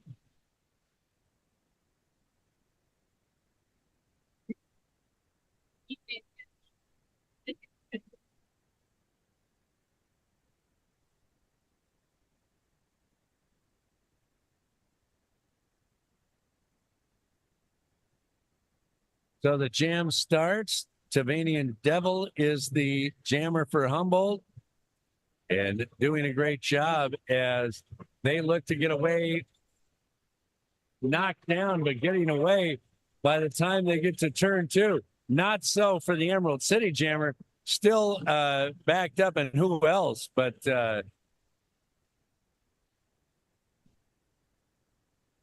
Bjorn Wicked and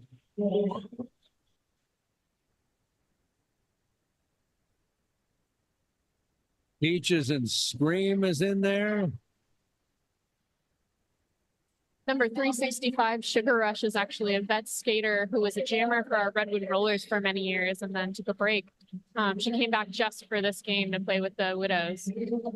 Wow, that's fantastic and playing great.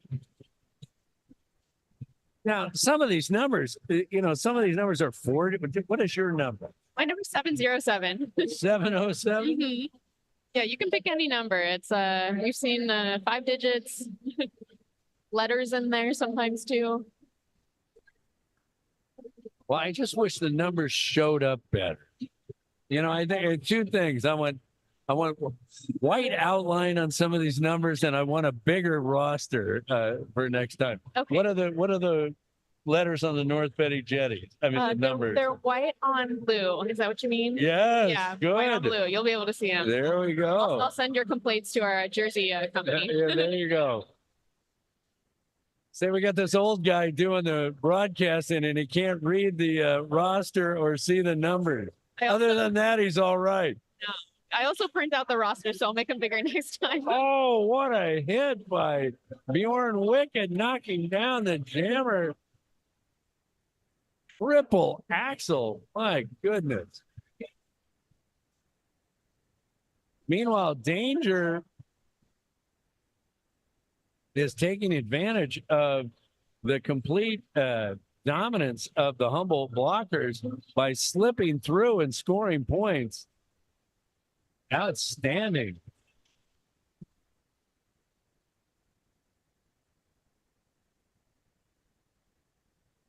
So you've got it all for Humboldt tonight, jammer-wise. You've got the power and you've got the speed. Jam called off. And Widowmakers have some great jammers on their team. 11-2 jam that time, 2:33 to go, 217 to 82. Well, what about the North Betty Jetties? Great jammers? We've got some great jammers too. Who are your Yeah. jammers? I think we've got Mad Cloud Disease. We've got Cherry Bomber. I'm trying to think who our other jammers are. Not Lisa, who's returning after an ankle injury, and 2 more. And I can't think of them now because I have jamnesia. But Jamnesia. Mad Plow Disease. There you go. Do you all sit around and talk about these names and try to get... sometimes you bounce them off your, the people you come up in boot camp with. I think they often weigh in on what they think a good name would be. But it's really up to the skater to pick their identity. And you came up with yours yourself, or was beyond the clammy hands?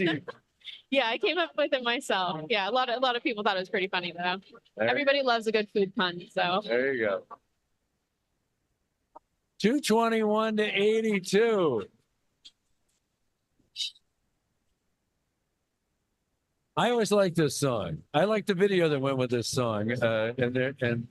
And she was. It was kind of like a Chagall painting. She was kind of floating above the.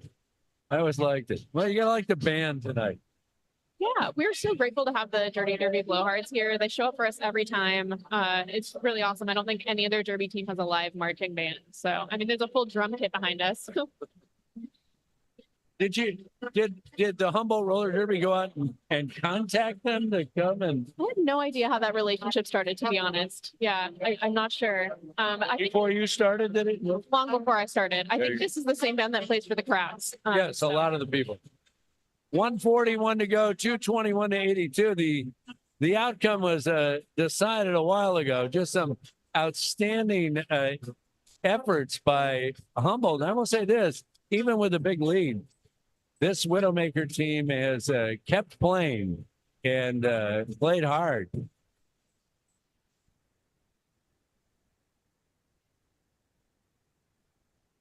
So when there's wins at any level, I mean, it's a win for the program, right? Yes. I mean, yeah, this is a win for Humboldt Roller Derby. It won't count towards our rankings because this isn't a WFTDA sanctioned game, but it's a win under our belts that we're proud of. And yeah, we're going to take what we learned here tonight and bring it forward to new games. And now do the Widowmakers hang out and get to cheer you guys on? Yeah, I think everybody will probably grab a beer if they're not volunteering and sit in the crowd and yeah, cheer us on. I might have to do that. 141. We've got a timeout on the track and enabling us to get into some of the backstory. Now, you guys always have a party after, right? We do. It's at the Shanty. They're an official sponsor of our after party. So we all head over there, pizza, drinks, it's a good time. DJ. Oh, really? And how long does that go till? I mean, I usually can hang for about an hour before I need to go to sleep, but it goes till bar closes. If Wow. you can hang out that long. Some of the other more, the nightlife of the Redwood Rollers. That's fun. The other two. Who's the notorious Humboldt Roller Derby that closes the place? Gosh, that's a good question. I'm usually not there. Oh, Maybe the visiting team. oh, really? The visiting teams The come out? visiting teams come too, and yeah. Oh, we'll hang out that's together. It's wonderful. fun, yeah. Even sometimes when we don't win the games, we always say that we win the after party. So What about when you're on the road? Is there the same kind of hospitality? yeah, usually they'll other teams we're visiting will designate a spot and we'll all gather there after for food and drinks. Wow. So there you go. The after party. 221 to 82. That last jam was a 15 to 2 run by the Widowmakers. They have dominated the second half. It was a close game in the first 10 minutes. As Slam Chowder says, it was homework. But once the Widowmakers got the gist of it, they excelled and have been fantastic from about that 10-minute mark of the first half on. It looks like this time set to be the jammer is going to be Eco Terrace, and that's Carl Sparks is going to be a blocker. So we've seen Chakra Punch as a blocker, and now Carl Sparks as a blocker. It's fun. What is discussed with captains during these timeouts? I think that was an official review. So typically, captains who see a penalty called or points put on the board that they disagree with will have a meeting with the other captains and the referees to review the call.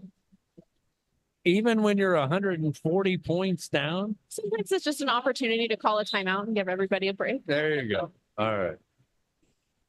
So here we go. Jam number 17 here in the second half. And it's going to be Eco Terrace. And they are held up initially. Carl Sparks leading the blocking for this. Eco Terrace behind. There. And trying to break loose. Meanwhile, outstanding on Deadly Dorothy. Bumped out of bounds by Humboldt. Eco Terrace is loose and ready to come into the scoring area, which is going to be in turn 2, where she first meets the Emerald City, and breaking through there It's going to be 4 points and make it 225-82 as we're winding down game number 1 tonight. The Widowmakers. The second game is going to be the North Betty Jetties playing a team called North Bay, which is from the Santa Rosa area. Eco Terrace breaks through for the second time and then calls off the jam. 229-82. Well, I know as soon as the clock hits 0, you're going to jump out of here. You've been fantastic. Thank you for Thanks for having me. joining us tonight. It's been really fun. It's been hard to not yell and scream for my teammates on this microphone. And I like that. Self-contained. You're a North Betty Jetty, but you're a Widowmaker fan. Oh yeah. We all skate together in other ways. We're all friends outside of this, so you want to see your teammates do well for sure. Is it an interesting phenomenon to see your teammates just around town in regular life? Yeah, like in civilian wear, it's often like hard to recognize your teammates. Also, we don't know each other's real names, and that gets confusing when you're trying to refer to other people. How can you not know each other? I mean, some of us do, and many of us don't. We just don't. We use our nicknames. Wow. So we're down to about 10 seconds now. Chakra Punch is using all of those 10 seconds to still try to score. Chakra Punch, who's had 2 phenomenal weeks in a row. And that's time. Now the jam has to finish, right? Yeah, jam clock's still running, so they'll run it to the end of the jammer until it's called. Oh, they're running it. Gonna keep going. Chakra Punch refusing to turn it off. She did not call off the jam. And now in a pileup on turn 1 and being roughed up a bit by Slapcat. The jam has 43 seconds to go, and now it's going to be called off, and that's your bout. Widowmakers 237, Emerald City 82. Slam Chowder, we're looking forward to calling your name in the next. Fantastic. Thank you for joining us. And we'll be joining you shortly. That's right. Noam Recker, who was the first color broadcaster we ever had on the broadcast here on KCCH. Want to thank the Speakeasy. They serve craft cocktails, music, open every day at 4 p.m., 411 Opera Alley. Juan Pablo Cervantes asking everyone to register to vote. We have an election year. You can go ahead and register to vote and participate in the election this year. Rio Cafe, European Style Bistro, 791 G Street on the Plaza, 7 days a week from 8 to 3. And then the many public law groups solving the problem facing local governments. Fans are out and slapping hands. The Widowmakers, an outstanding showing, 237-83, beating Emerald City.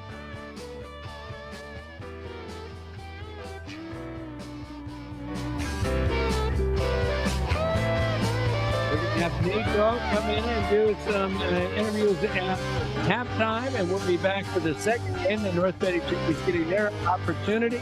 Already the Widowmakers have made good in game 1, 237-83. Paul Versu for KCCH Radio, 96.7.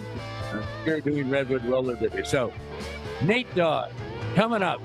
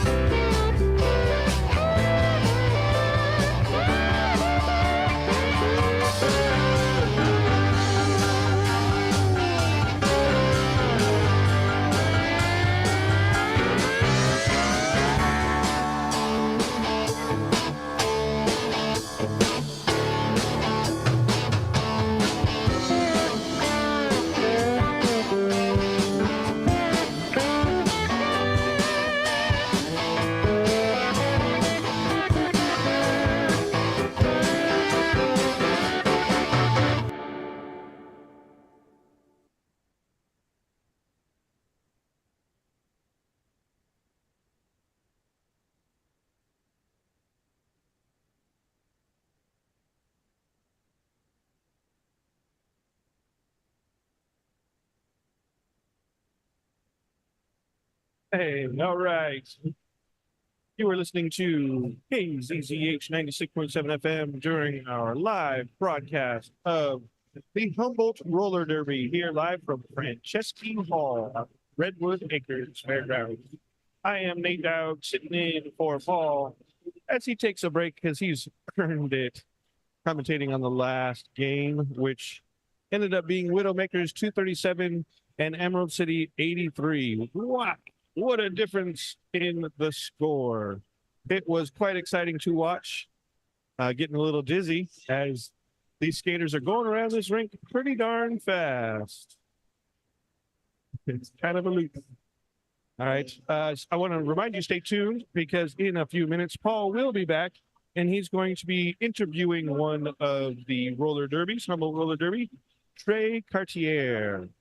That is an interview coming up in just a few minutes. Keep it here at 96.7 FM. All right, let's see. The next bout is going to be the North Bay Roller Derby and against the North Jetty Betties. And that is coming up here pretty soon. We're just on intermission in between the two games here. I want to let you know that you can underwrite if you are listening out in the world there and you think this is a cool broadcast, as it is. You can underwrite. You can help support this program and our efforts. Underwriting, it's really easy. So it's you have a company, you have a business or something that you want to get the word out about, you let us know. And we'll read your message here during the broadcast, as you've heard from some of our underwriters already, like the Speakeasy and Cafe Barrio, Juan Pablo Cervantes, and Renee Law Group. So you can become an underwriter of the Humboldt Roller Derby live broadcast on KZZH by emailing us at info@kzzh. Wait a minute. info@accesshumboldt.net. That's right. KZZH 96.7 FM Community Radio is brought to you by Access Humboldt. Access Humboldt, local voices through community media. That's right. Access Humboldt. If you don't know about Access Humboldt, I'll tell you a little bit about it. And then you can find out more by going to the website accesshumboldt.net. Access Humboldt is a community media center and public access television and radio stations. We have moved we moved about a year and a half ago. So if you don't know, we are now on the campus of College of the Redwoods in Eureka. We are in what is a great building, the old administration building. I think they call it RBCA. It was Building 6 until they tore some buildings down and are putting up new ones. Now the same building is now Building 10. Access Humboldt. You can find us on the College of the Redwoods campus. Stop by anytime. My name is Nate. I am there Tuesday through Friday from 9 to 5. However, the place is only open from 10 to 5. I get there an hour early to prepare for you coming in. Access Humboldt has a working television studio, a radio studio, which you are hearing right now, KZZH, and a podcasting studio. So if you want to make your own podcast, give us a call, 707-443-9352, and you can become a member first and then schedule your time for any of the studios, actually. And they are very low rates for members, very low rates. We're not in it for the money. We're in it to help you get your voice out to the community. Like I said, local voices through community media. And usually I have someone here with me to help during this break. So I have somebody to talk to, but that is not the case this evening. So it's just me here. So I'm just going to keep rattling off. What else can I tell you about? You know what? I'd like to tell you a little bit about KZZH's programming. If you don't know, I'm here to school you. So did you know that you can hear Democracy Now! Every weekday on KZZH at 10 a.m. That's Democracy Now! On KZZH at 10 a.m. on weekdays. Then also we have our news block.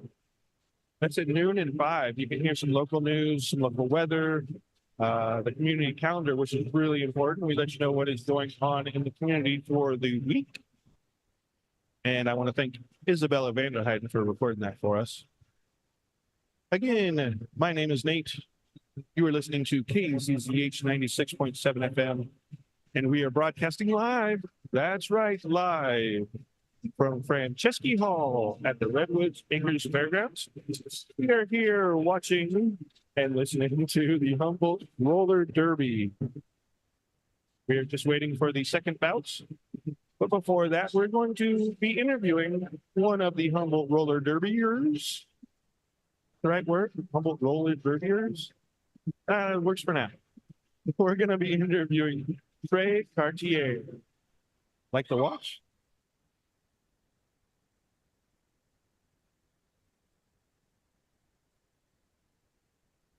As you can hear, it is a little on the loud side over here in the Franceschi Hall. They have their own band. Man, I always forget the cool name that they have. I'm sure it'll come to me. But yeah, full band, brass band, so that's really cool. They also have a DJ, which you are hearing now. And the room is full. There is a lot of people here tonight. Humboldt Roller Derby here in Humboldt County is obviously something that is cherished by the community. And it's a really great feel here in the room. Again, there are a lot of people, but there are no bad vibes. There's only good vibes here, which makes this occasion something to cherish. If you haven't been here to the Humboldt Roller Derby at Franceschi Hall at Redwood Acres, I suggest you give it a shot. Come down here.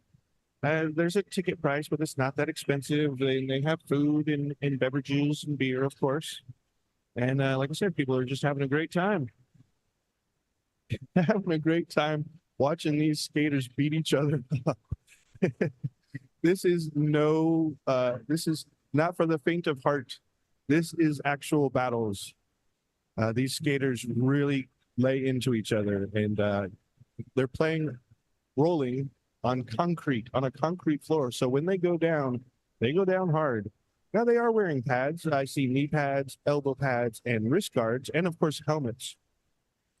But there's nothing to pad the backside. So when you fall on the backside, you are falling on hard and cold. It's a little chilly in here. Cold concrete. So I'm sure there are going to be some bruises and stuff, but they're all taken in pride, I'm sure.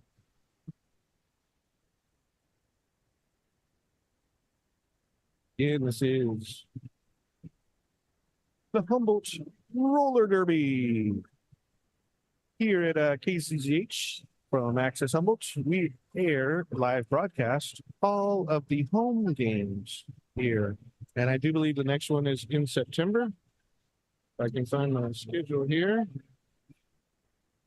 Next week's in September. Let's just say that. And if you are listening on the radio but want to watch, we do have a webcam up that is videoing all of the craziness that's going on here on the rink. And sorry, I was distracted. A lot of stuff going on here. The live broadcast is streaming. The video is streaming at accesshumboldt.net. So you go to accesshumboldt.net and you click on, from the menu at the top, live stream. Click on live stream. That'll take you to a new page where the stream is, and you just hit play on the streamer, and then you are watching it here at Franceschi Hall. The next home game, which we will be live broadcasting here on KZZH, will be September 21st. So be sure to stay tuned for that in September. We're taking a bit of a break, but then we'll be back. But don't go anywhere, because as I said, we're about to interview Trey Cartier. And I am Nate Dogg here with you, filling in the break for our man Paul, who's doing such a great job commentating. And we will have another colored commentator coming up soon. You are listening to Humboldt Roller Derby live broadcast on KZZH 96.7 FM. Brought to you from Access Humboldt. Keep it here, folks.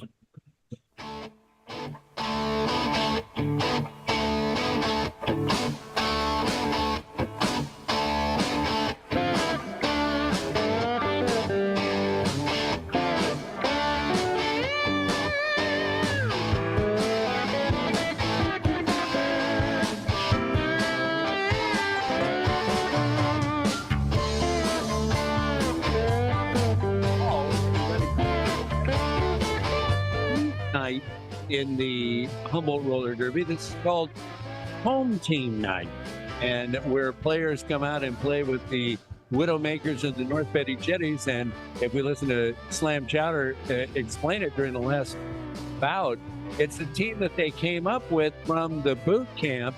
And so you've got players, you're not going to have players playing for two teams tonight, as we've seen with Root Force and the Redwood Rollers. Everybody's back to their original home team for this one. It's not a sanctioned bout as far as ranking or any of that. Official league play. This is Humboldt's the host. Two teams come in. Emerald City from Eugene was the opponent for the Widowmakers. Widowmakers beat them 237-83. This team tonight playing Humboldt will be North Bay Roller Derby. North Bay Roller Derby is kind of a conglomerate team, a traveling team from the Santa Rosa area. And so they're up to play Humboldt in this one. They'll be in the white, and they're going to start off on the west side of the building of Franceschi Hall and have that bench to start, while over by the open door on the east side be the North Betty Jetties. North Betty Jetties now skating around a track and getting ready. Some swim moves they're doing in their warm-ups. They will include last game's announcer, Slam Chowder.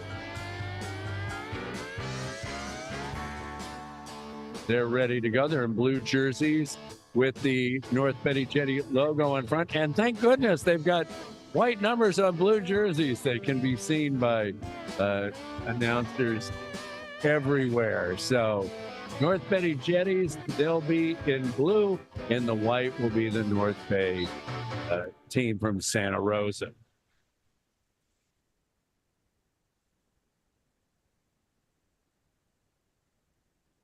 Just letting know some of the things that are going on. If your business would like to become an underwriter for Humboldt Roller Derby broadcasts, which have been quite popular, connect with us at info@accesshumboldt.net or at 777-443-9352 extension 101 to find out more.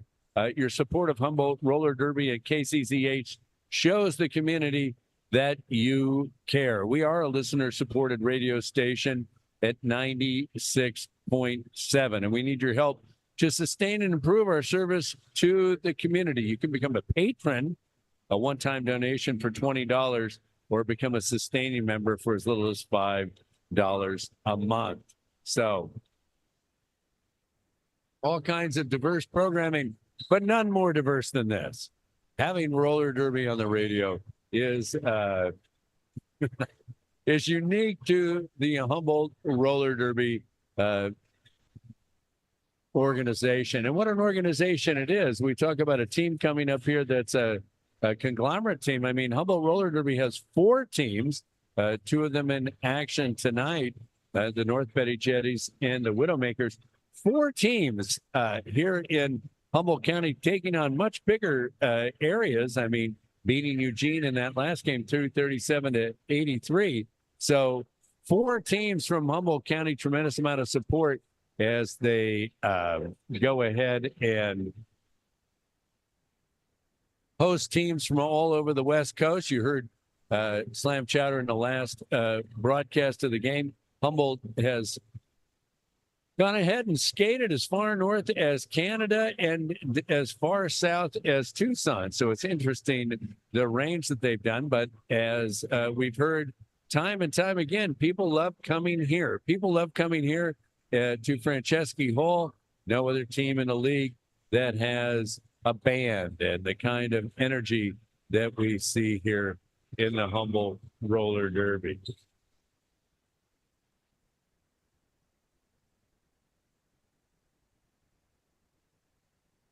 So we're about 10 minutes to game time.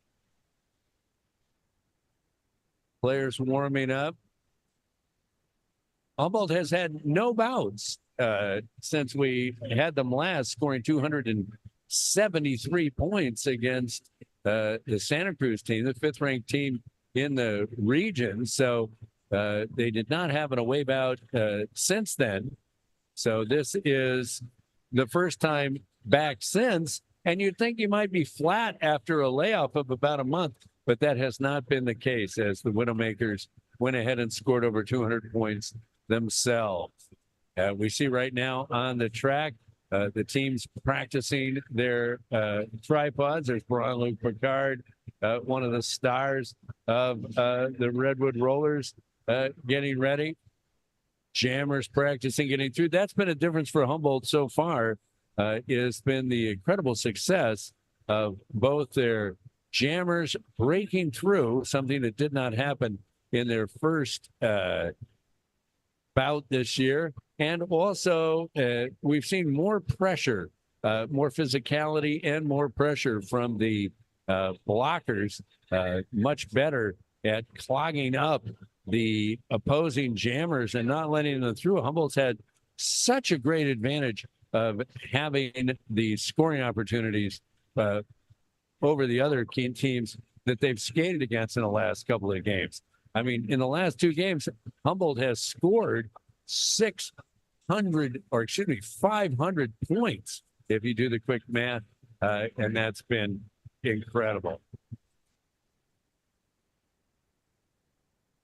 We're hopefully going to have an interview here before we go in game 2 of this doubleheader tonight. Remember, all games out here are doubleheaders for these home bouts.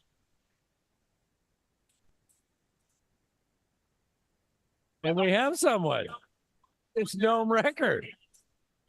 The original, my original partner. How you doing? You were outstanding in that last. You put the headphones on, though. You know, Gnome wasn't going to put the headphones on. She was just going to lower they were just going to lower the head and plow into nothing fancy out of you in the last game. Did you enjoy that? What? Did you, this one?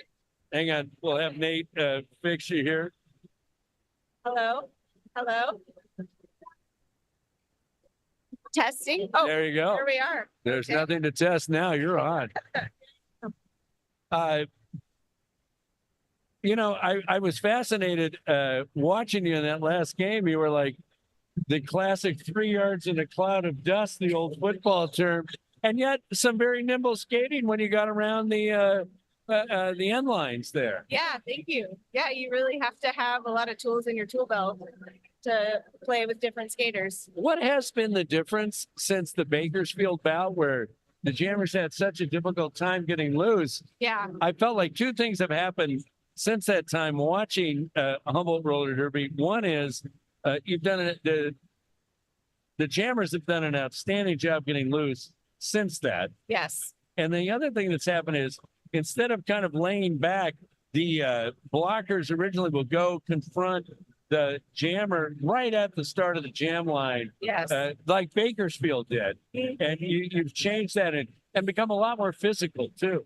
Yeah, we learned a lot from that game, and we learned a lot from our game in Salem against Cherry City. They were both very physical games. Their teams are very heavy hitters.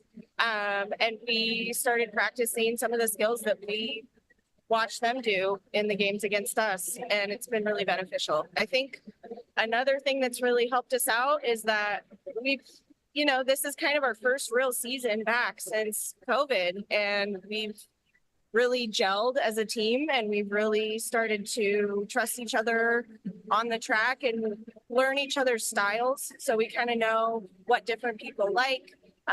We're getting better at knowing our plays and how to execute them really well. And so that's been really, really helpful to us.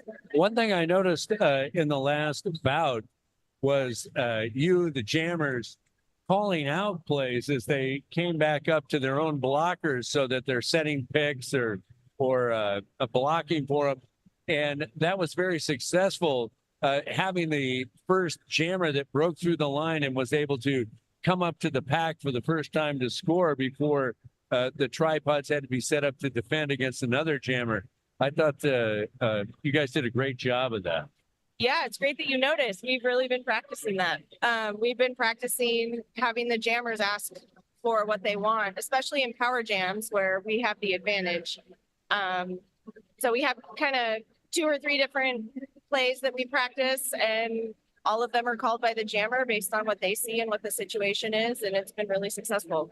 Now, is that the jammer's discretion?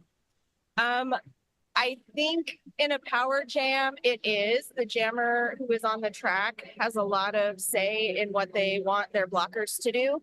It's a little different when both jammers are on the track because the blockers are both playing defense and offense at the same time. So when it's both jammers on the track, there's a lot more for the blockers to think about. But when it's just our jammer on the track, the jammer has a lot of freedom to kind of call the shots and do what they want.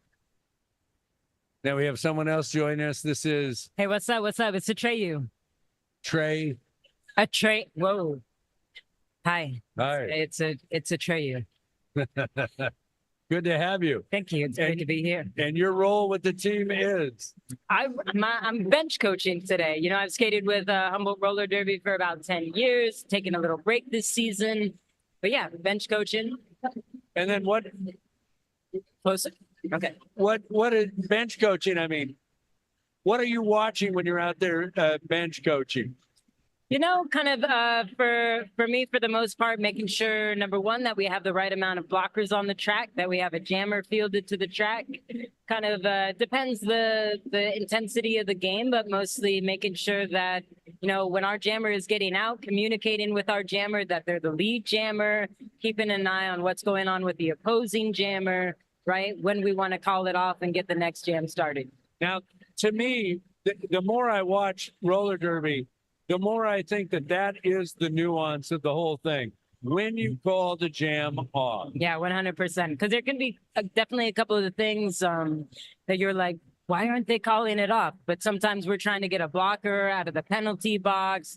Sometimes we're trying to set up a next scenario. It can be all case-based scenarios. So is there a kind of defensive strategy to going ahead and calling a jam up?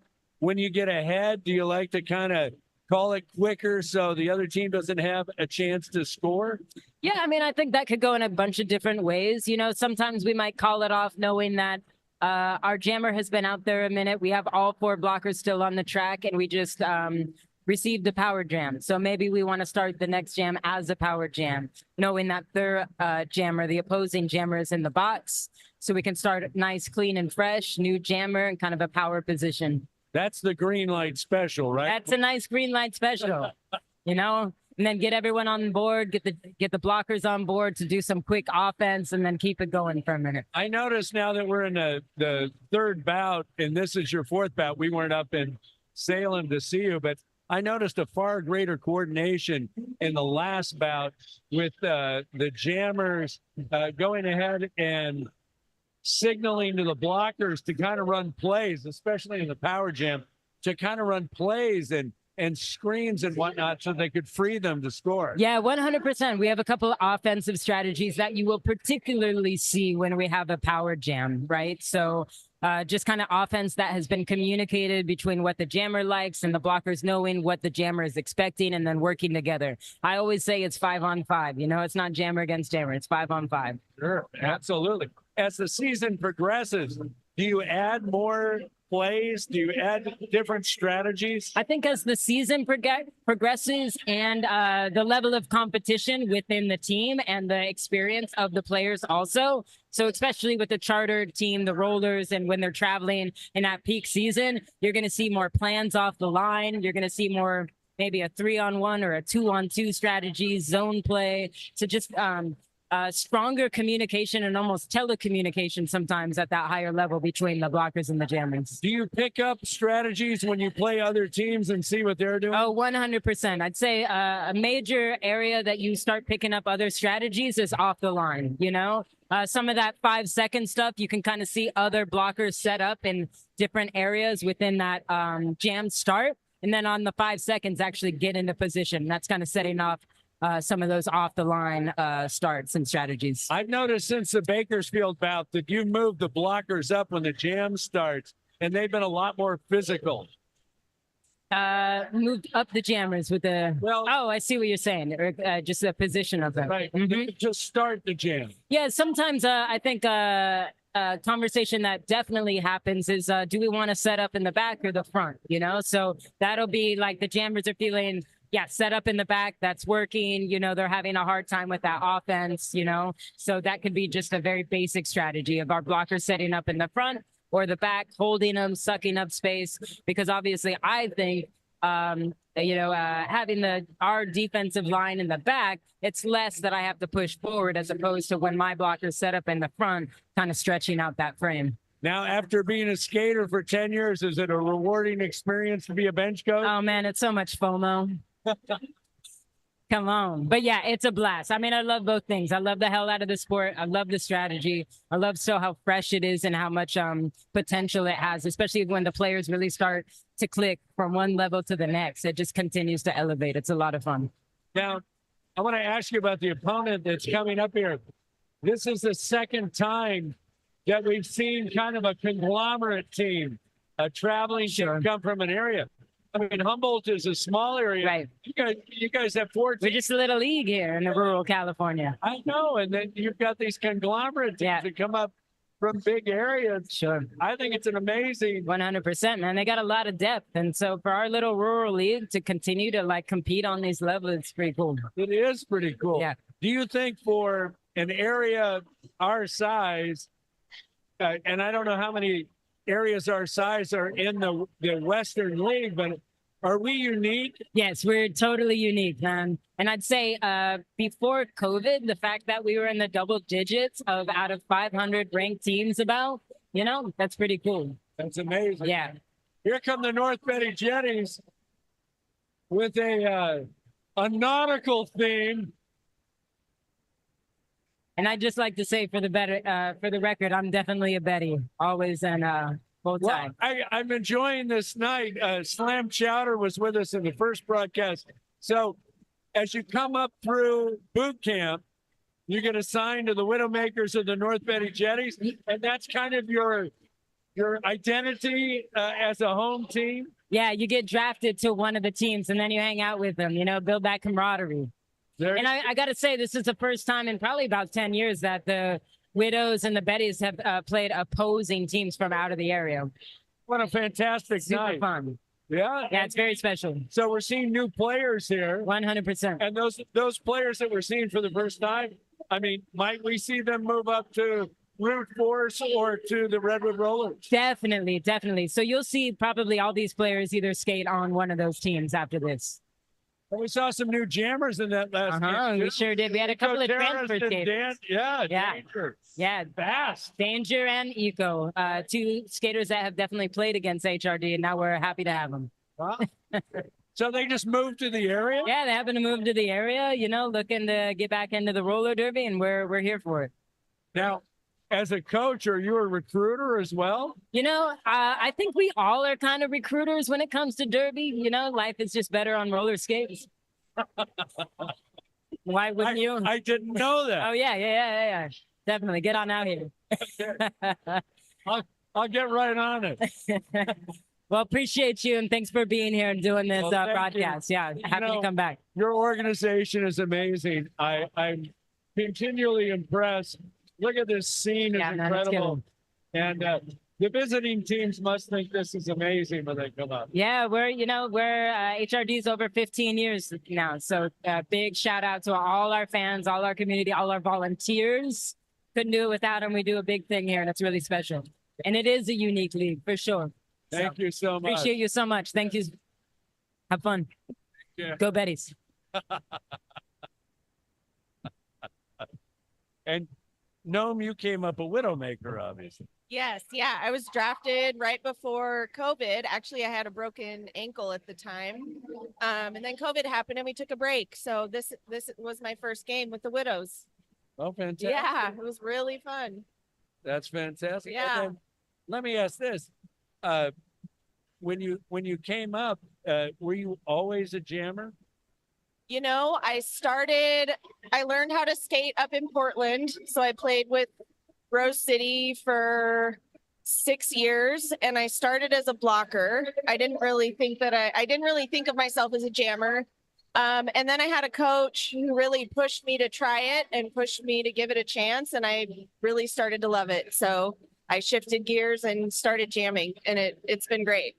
All right. Well, we're about to start bout number 2, and you're listening to KZZH 96.7 Eureka Community Radio from Access Humboldt. So here we are, game 2. North Betty Jetties and North Bay out of the Sonoma County area, a conglomerate team of different organizations down there. And breaking through. Yeah, Matt Plow is he's lead jammer for the North Jetty Betties. We have a tight defensive wall. The Betties are really holding down that other jammer. Mad Plow Disease coming around on her second pass. So Mad Plow coming through. They're going to be knocked back, wearing number 951, skating along the outside. That's Annie Mell for the North Bay team that was the jammer. 3-0 in favor of the North Betty Jetties. So talk to me about the setup here. Humboldt playing close to the start of the jammers. And I've noticed that, and I've noticed setting up the tripods, and Humboldt's been successful with that. Yeah, so the tripod is a really strong formation. There's one person facing the jammer who's called the brace, and they help direct their 2 other blockers, and they're really good at communicating because they can see where the jammer's going. So right now we have Slam Chowder, Brown Luke Picard, and Rotten Toulicour blocking that jammer from North Bay. Cloverkill breaking loose on the outside. Oh, but it's been called for a penalty. Yes. It'll go to the box. So that means power jam for the North Bay team. Yes. Looked like a cut track penalty for Cloverkill. Shredder Cheese, lead jammer for North Bay. Knocked to the ground there on the inside of turn 3. And skating past and picking up some points for North Bay. The North Jetty Betties are a team that has a lot of veteran skaters. So Rotten Toulicour, Jess Stroyer, Brown Luke Picard, they've been around a long time. Cloverkill escapes the pack, just came out of the penalty box. Probably going to force a call off here. And it will be called off if they do, because there you go. Shredder Cheese didn't want Cloverkill to get in a position where they could go ahead and start scoring. Yes. So North Bay will actually have the lead here going into jam number 3. It is 8-3. Let me get into our underwriters. The Speakeasy, craft cocktails, music, and a great scene. Open every day at 4 p.m. That's at 411 Opera Alley in Eureka. All right, we have a tripod in the front setting up the North Jetty Betties. There's actually 2 tripods right next to each other with a floater. We'll see how this goes. Bianca Swagger playing offense on the outside line. And so things start getting gummed up immediately here on the first straightaway. Yes. As both teams were up quick to the line and meeting the jammers right off. It looks like North Bay, their jammer is trying to break through, but knocked out and has to go all the way back. Meanwhile, Cherry Bomber looks to be close to breaking through as we get down into turn 2 and still fighting. Meanwhile, Mia Malice,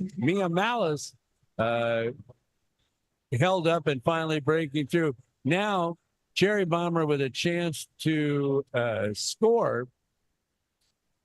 So she has to pass one upright inbounds blocker to get that point of the skater that was on the ground. So we'll see. It looks like she got 2 points. Both teams got 2 points in that jam. So 10-5 here with 25:46 to go. North Bay sagging back a bit as we're getting ready for the jam. Now things are tightening up. Both tripods set up. Jammers You can barely see them back there behind both lines. Now, Sprocket Rocket's been out with an injury, coming back strong. Escapes the pack for lead jammer right away. That was some incredible skating along the lines, both speed and nimble getting through. Yes. Oh, and there was a panty pass. North Bay Pivot is now the jammer. Sprocket Rocket waiting to re-enter the pack legally. Oh, called on a penalty and is going to the box. There you go. So Metal Monk is the jammer trying to break through and does break through for North Bay and is in a scoring run. So North Bay starting out strong, 4 points so far here in this jam, 14-5, and now organizing their blockers to go at the North Betty Jetties in turn number 2, and they've moved the pack. And it's going to be Metal Monk scoring on another pass. That's something I've seen this week, maybe a little deeper into the season. You can tell me when, especially on the Power Jam, people are organizing their blockers to use them offensively. Yes. So a lot of times the blockers will line up 2 on the outside line and 2 on the inside line. And that gives them freedom to do a variety of plays. They can race up, they can wait for their jammer to push out a play. Sprocket Rocket overtaking the North Bay jammer. This jam is going to go the full 2 minutes because the lead jammer went to the penalty box. And Sprocket Rocket is showing some real speed. Sprocket Rocket was out with what injury? She had an Achilles heel injury. Her tendon was overworked, essentially. She's an avid biker, very active person. So this is her first bout this year. And a nice move to the inside. Yep. Will get 4 more points. And that was a very high scoring jam.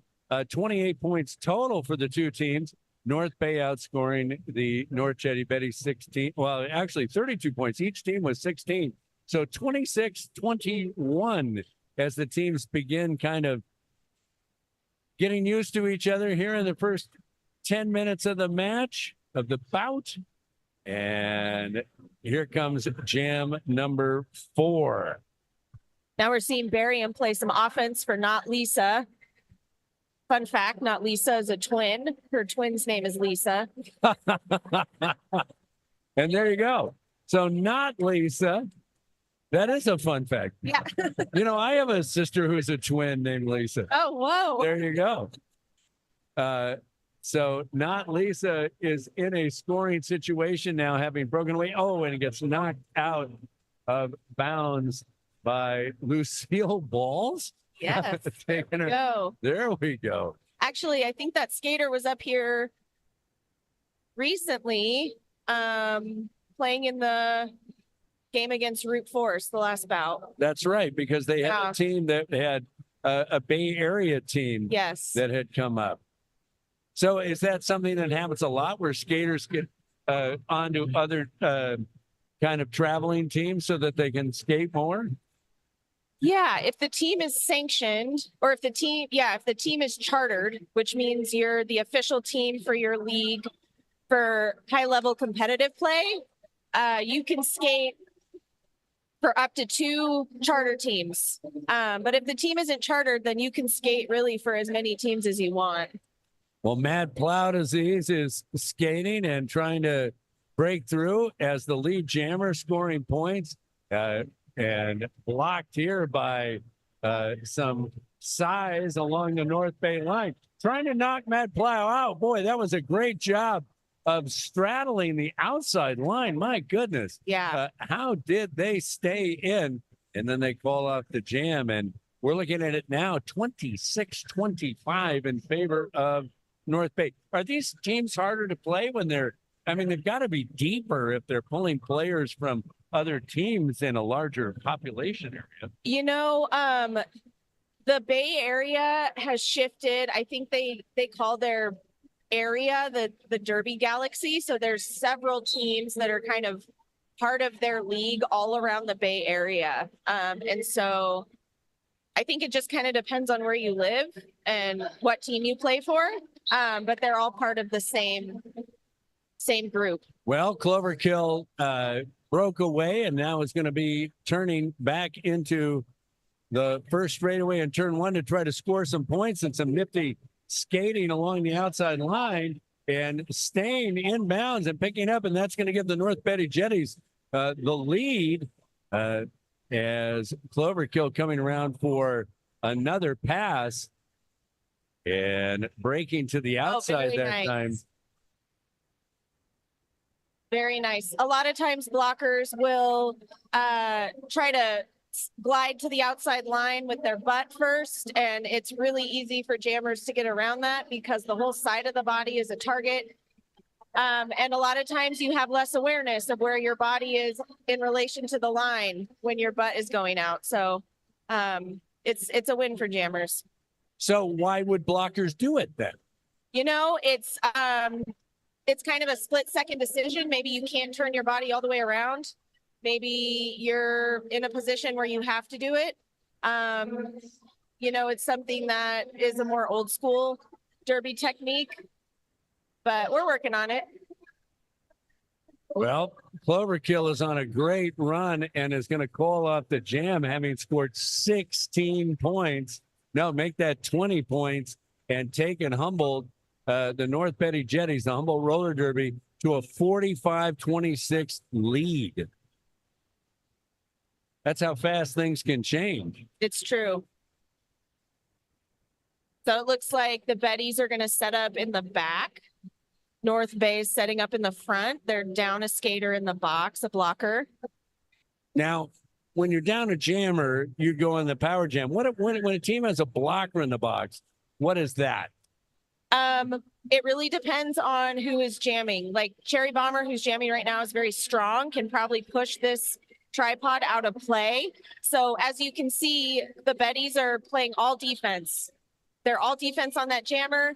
Rotten Tula Core is watching to see if she'll need to brace or bridge. And Cherry got lead jammer. There she goes. So Cherry Bomber is loose. Meanwhile, Rotten Tula Core, Braun, Luke Picard, and Slam Chowder are doing the job as the blockers. Cherry Bomber coming around here into turn one with a chance to score, and she's driven out. So has to go back and reset. Meanwhile, finally breaking loose is the pivot. They had to pass the panty to go ahead and get a jammer loose. So Cherry's probably going to try to get her points right now and call it before they can get points. Yep. And that's exactly what happened. Now, is that something, do jammers talk about that, when to call off the jam? Is a coach yelling from the side to call off the jam? It's both. So we're lucky to have Trey helping us know when to call it, and Trey will give us the cue to call the jam. Sometimes if we don't have a bench coach, it's really important for the jammer to have that awareness of where the other jammer is, if their teammates are in the box, so that you can effectively call the jam without that support. Okay, jam number 8 is starting here and breaking loose immediately. A Sprocket Rocket. Wow. Getting this skater back is important for this team. Yes, she is a very skilled jammer. And knifing through the defense right there. There we go. Look at that. Calling it off. She turned her hips quickly around that last skater to get that point and called it off immediately because that jammer was right behind.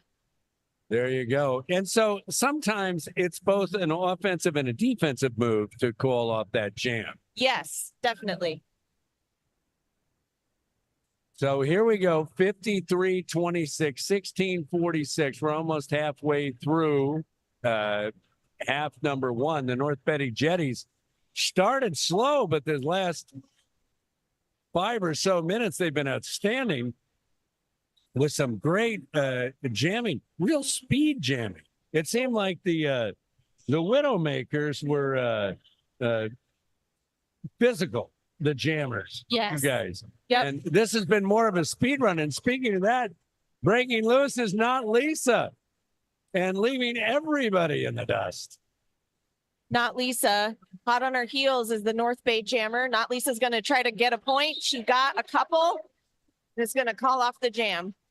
That's the second time and that's happened where the jam has been called off almost as soon as the first contact was made. Both times there was a skater for North Bay called Pyro Fight, and Pyro Fight is very fast. And though the Humboldt jammer was out far before Pyro Fight did, Pyro Fight made it some real ground when she was skating, and so the North Betty Jetty skater called it off. Yes. Yeah, that happens. Sometimes you're no match for another person's speed. Mad plow disease. Wow, great skating, spinning a 360 and then keeping inside. And Mad Plow Disease with a chance to score. And coming up, having some blockers in front and leaping the corner. What a play. Calling off the jam, but now what do they call that when they cut the corner and leap over like that? It's called an apex jump. The apex jump. Plow is really good at that move. And Atreyu, who was interviewed a little earlier, is actually incredibly good at that as well. There you go. The apex jump, 59-26. We've got a timeout on the track as the officials are when they have these timeouts. What's going on? So this is an official review. You can see that the jam timer has a circle with their hands and they're pointing to the bench that called the official review. I don't know what they're reviewing. The captains from each team go out and talk to the head ref and figure out what the team wants to review. It looks like a review for North Bay. Have you ever thought about being an official? Yes, I have done non-skating officiating. So lineups and point tracking and stuff like that. And the point trackers here are outstanding. Oh yeah. The whole team. They're really good. And they work really hard and they spend a lot of time volunteering to learn the rules and learn to skate so we can play this sport. So it's really incredible. That's amazing because you've got to teach people how to play it, but you've also got to teach people how to officiate and run it. Yes. Yep. Yeah, they're a very dedicated crew. Now, when you have boot camp, you're training players. How do you train volunteers? So there's 2 levels of boot camp. There's level 1 and level 2. Level 1 is basic skating skills, stopping, falling, really becoming comfortable on your skates. And that's the training camp that all refs have to go through. Refs don't have to do level 2 because that's more derby specific skills. More like derby skating specific skills. So they do L1 and then they're allowed to come to practice and watch and practice making calls and be part of the ref crew. Now, there's refs all up and down the coast, right? Yes. Yeah. Yeah. Every league really has a dedicated crew of refs. Is there an association for the referees yet? That's a great question. I don't know the answer to that. I think they're part of the WFDDA, which is the Flat Track Derby Association. Cloverkill has broken loose. Meanwhile, no such luck for North Bay, but Cloverkill has come around and is trying to score, knocked out there by the jammers for North Bay, who have some real size in there at the jammers right now. But Cloverkill was able to get away. Just working it. Just sticking with it and working it. Oh, no. Cloverkill got a penalty. Sent to the box. So now a power jam for the North Bay team. This is Smother Nature, but the only smothering I see is from the North Betty Jetty defense. Yeah, they're really solid. A lot of these skaters have been playing a long time and have a lot of experience as well as skill. They play really well together too. That has been obvious as the season has gone on. The efficiency of the Humboldt defense. Yes. Cloverkill back in there and straight ahead into the blockers of North Bay, knocked out returning to the track, but having to move back. This is something I saw Bakersfield do. Yes. When they were able to knock somebody out, they moved their blockers way back. Yes, they were very effective at doing that. If you, as a jammer, if you are quicker than a blocker pulling you back and you can sneak on the track before they run back, a lot of times you can get in front of them because they're not expecting you to be that fast. And exactly what's happening right now with Cloverkill. The size of the North Bay team is substantial, but Cloverkill is just so much faster than these players. They're able to break to the inside. Yes. And the jam is called off right now. I mean, remember this score was 26-13 at one point. Yes. With North Bay ahead of the North Betty Jetties. But now it's 71-27. The North Jetty Betties have just been on fire. Yes. Yeah, it's really hard to play an away game. You've been traveling all day. You come and you put on your skates. You're on a floor you don't know, in a place that's unfamiliar. So it's a hard thing to do. Now, Humboldt Roller Derby's only had the one away so far up in Salem, right? Yes. Yeah. And we were going to have another away game in May. We're still trying to figure that out. But it's possible we'll have another away game next month. And where will that be located? Somewhere in the Bay Area Derby.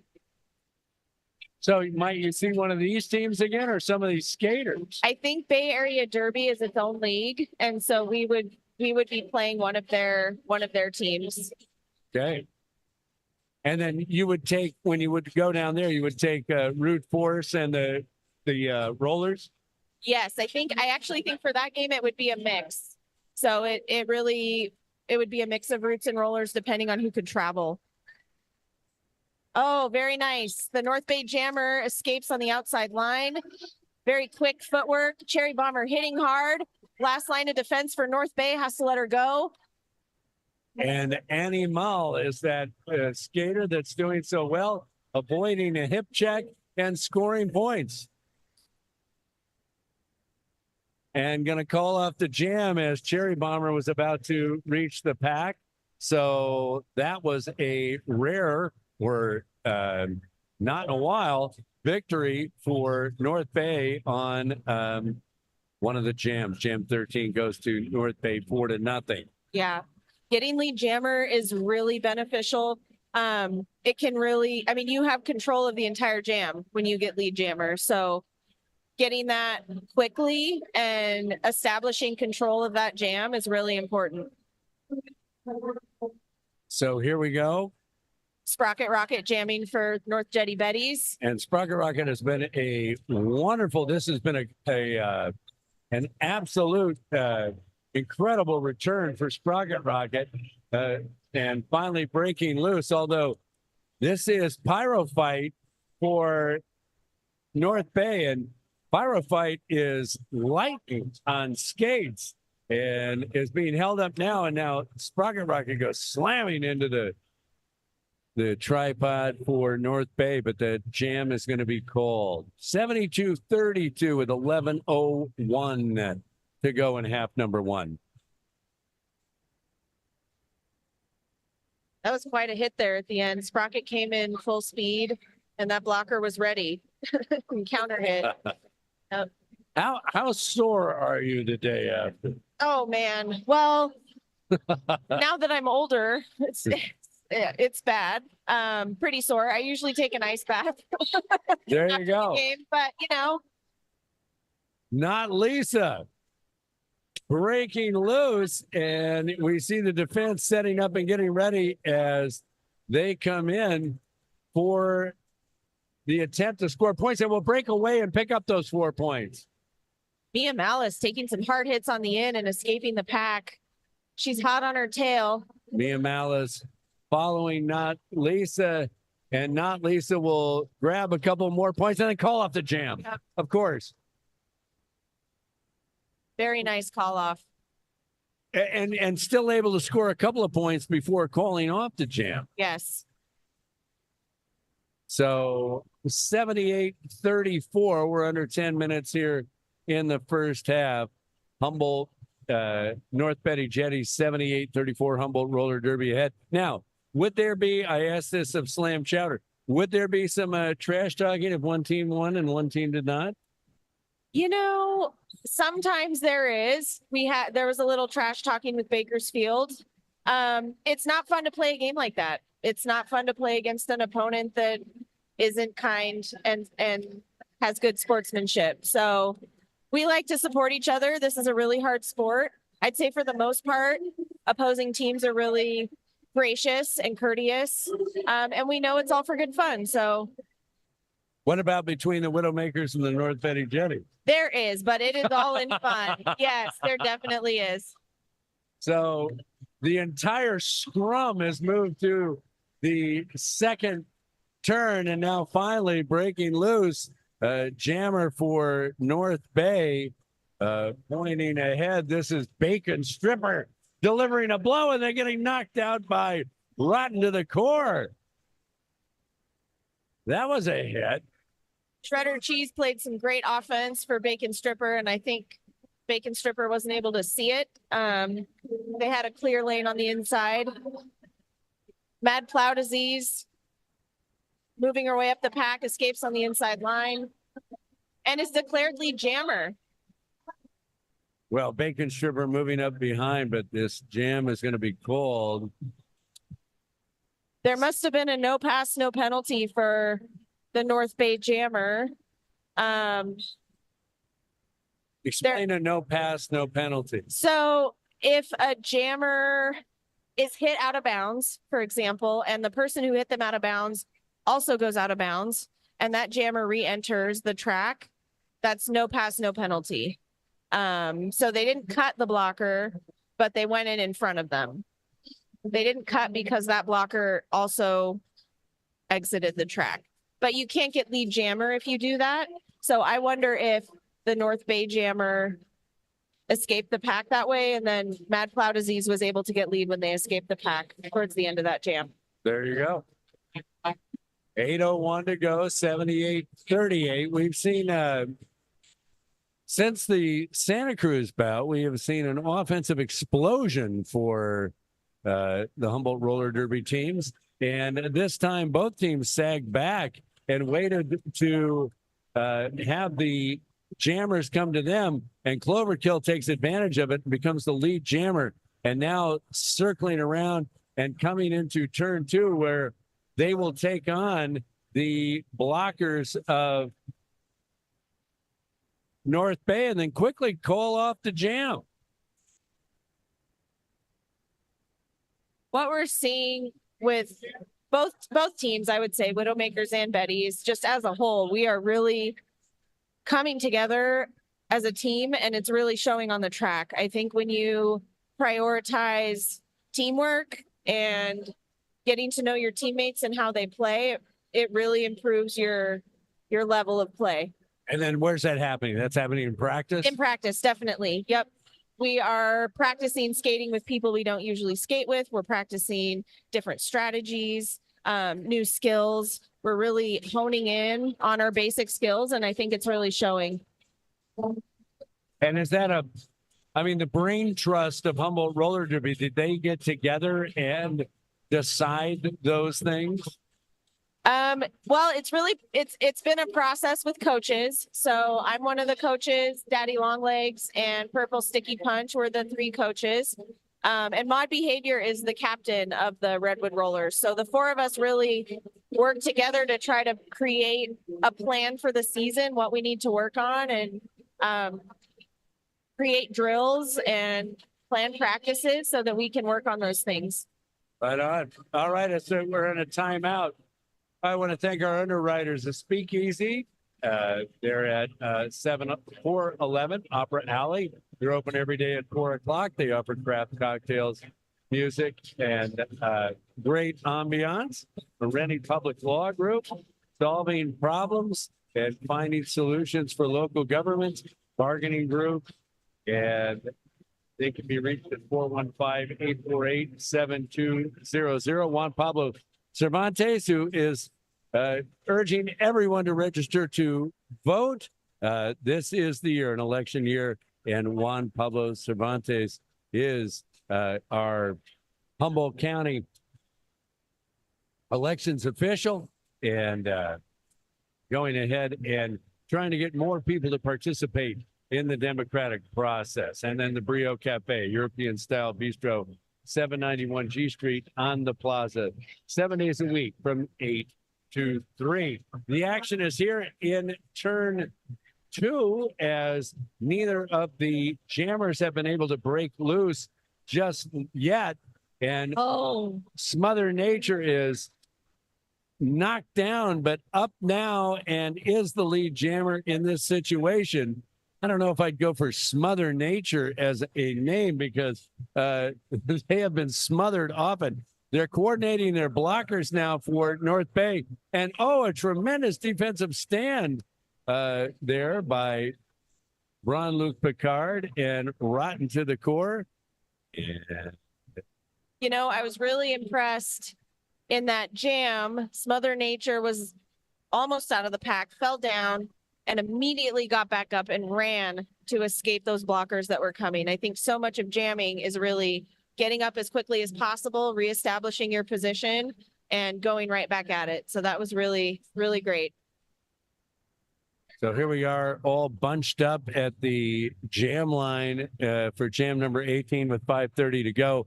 And it's going to be Sprocket Rocket again. And my goodness, She's so fast. so fast with such great vision. Yep. In order to see wherever that opening is.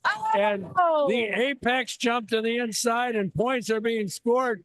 Sprocket Rocket back with the team and playing great. Slam Chowder leading the charge, and a block that's going to go ahead and release Sprocket Rocket to the outside for more points. And this is the North Betty Jetties going ahead and racking up points. Oh, that Sprocket offense. Rocket calling a play there. Knocked down, wow, to the knees, but still up, like you said, quickly and trying to fight it out. Finally calling off the jam. Got to be a little sore after that one, getting knocked down on the knees. But still, what a fantastic jam. 10-0, making it 92-41. What was the play that she called? Oh, she called. So that play was kind of chaos. So blockers pick a person, move them out of the way, speed things up. And it worked. It worked out. She called off the jam smartly. The other jammer is standing in the box. So we get to start in a power jam situation. So there you go. Power jam, meaning that Humboldt, the only team that's going to North Betty Jetties, have a chance to score, but not Lisa, is thrown out of bounds. And now the jammer for the North Bay is back. And so both teams have their jammers on the track. And that's Annie Mull, and Annie Mull is loose. Lead jammer for North Bay, not Lisa, struggling up against one of the North Bay blockers in the front. Annie Mull goes for the apex, and it's fantastic. Oh, what a move. And scoring points, currently up 4-0 in this jam. 3:16 to go in the half. The half has been all North Betty Jetties from about the 20-minute mark on, as they have dominated. But right now, Annie Mull cutting into that lead on an 8-0 run to this point. I think what we're seeing right now is North Bay really getting their feet under them and figuring out how to play on this floor against our team. They're really slowing things down. Slowing things down is best for the defense, right? Often, yes. Yeah. Annie Mull made a great move to get past Jean-Luc Picard, as Jean-Luc Picard tried to give her a hip check.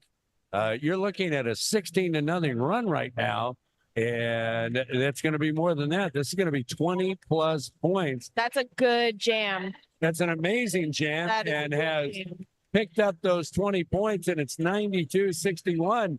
There's 14 seconds left in the jam. You really see a jam go all 2 minutes. But why would Animal stop? They're a scoring machine, and they do finally call up the jam with 5 seconds to go. In the jam, wound up scoring I think At 21 points. at 21 points to make it 92-62. And what was a very comfortable 50-point margin is now a 30-point margin. We just saw how fast things can change. Yes.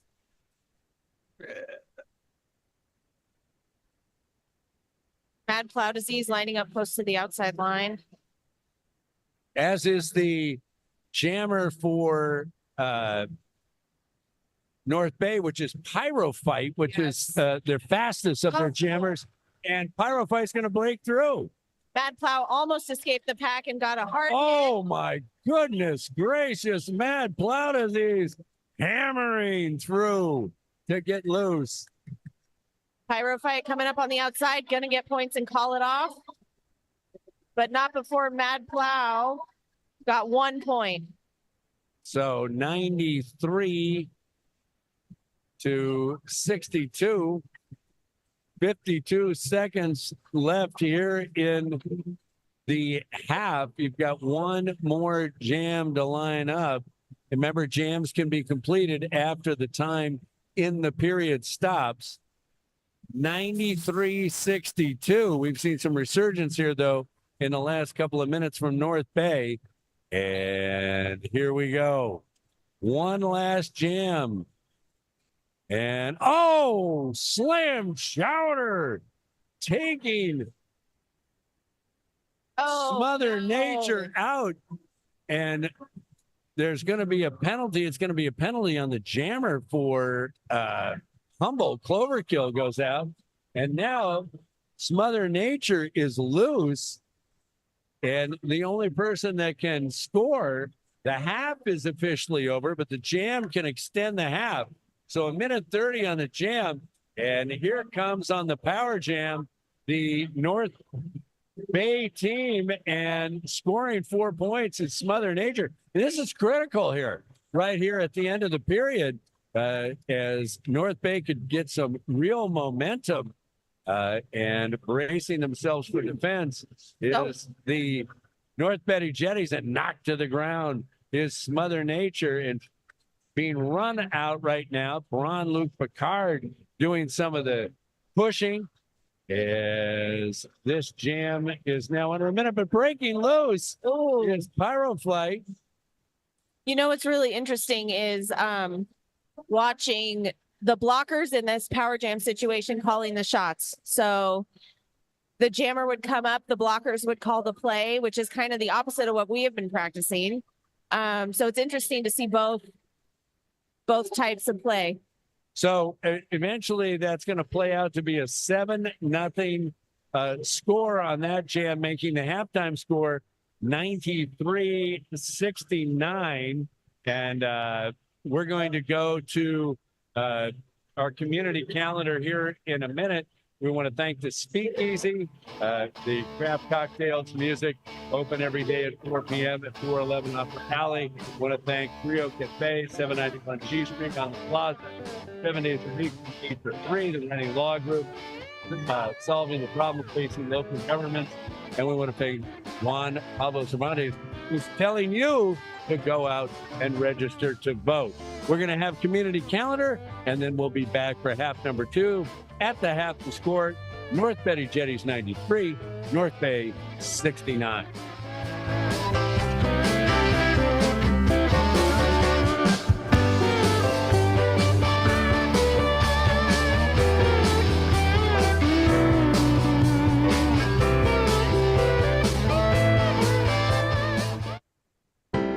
Join the City of Eureka, Still Humboldt, and Pack Out Green Team for the bi-monthly Trash Bash on Saturday, April 6th from 9 to 10:30 a.m. For this waterfront trash cleanup, we will meet at Mod Pizza and work in the surrounding.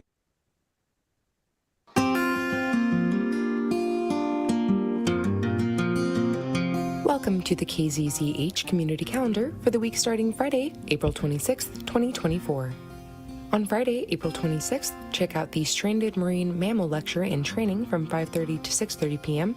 at the Community Clubhouse, 1555 Upper Pacific Drive in Shelter Cove.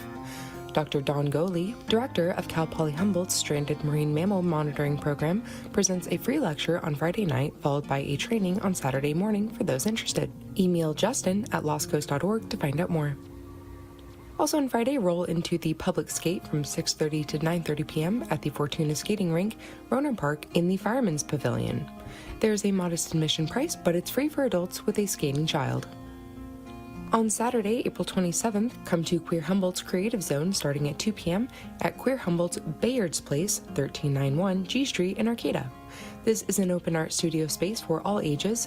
Chill, follow along with the project, or just create. Light refreshments and supplies will be provided. Find out more by going to queerhumboldt.org. Also on Saturday, Humboldt Math Festival is celebrating its 15th Community Celebration of Mathematics from 12 to 4 p.m. at the Adorni Center in Eureka. The festival includes hands-on fun with puzzles, games, contests, demos, and make-and-take activities. Explore math's connection to science, technology, engineering, and art, along with college and career info.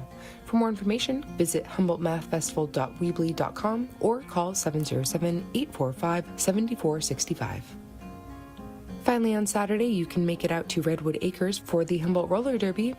KZZH has got you covered. You can listen to descriptions of the games starting at 5:45 p.m. on KZZH 96.7 or streaming on kzzh.accesshumboldt.net or live stream the games on Access Humboldt's YouTube page. It's the next best thing to being there. On Sunday, April 28th, check out Ridiculously Big Mother's Day Craft Fair from 11 a.m. to 3 p.m. at Sapphire Palace Blue Lake Casino, 777 Casino Way. You'll find something special for the moms in your life.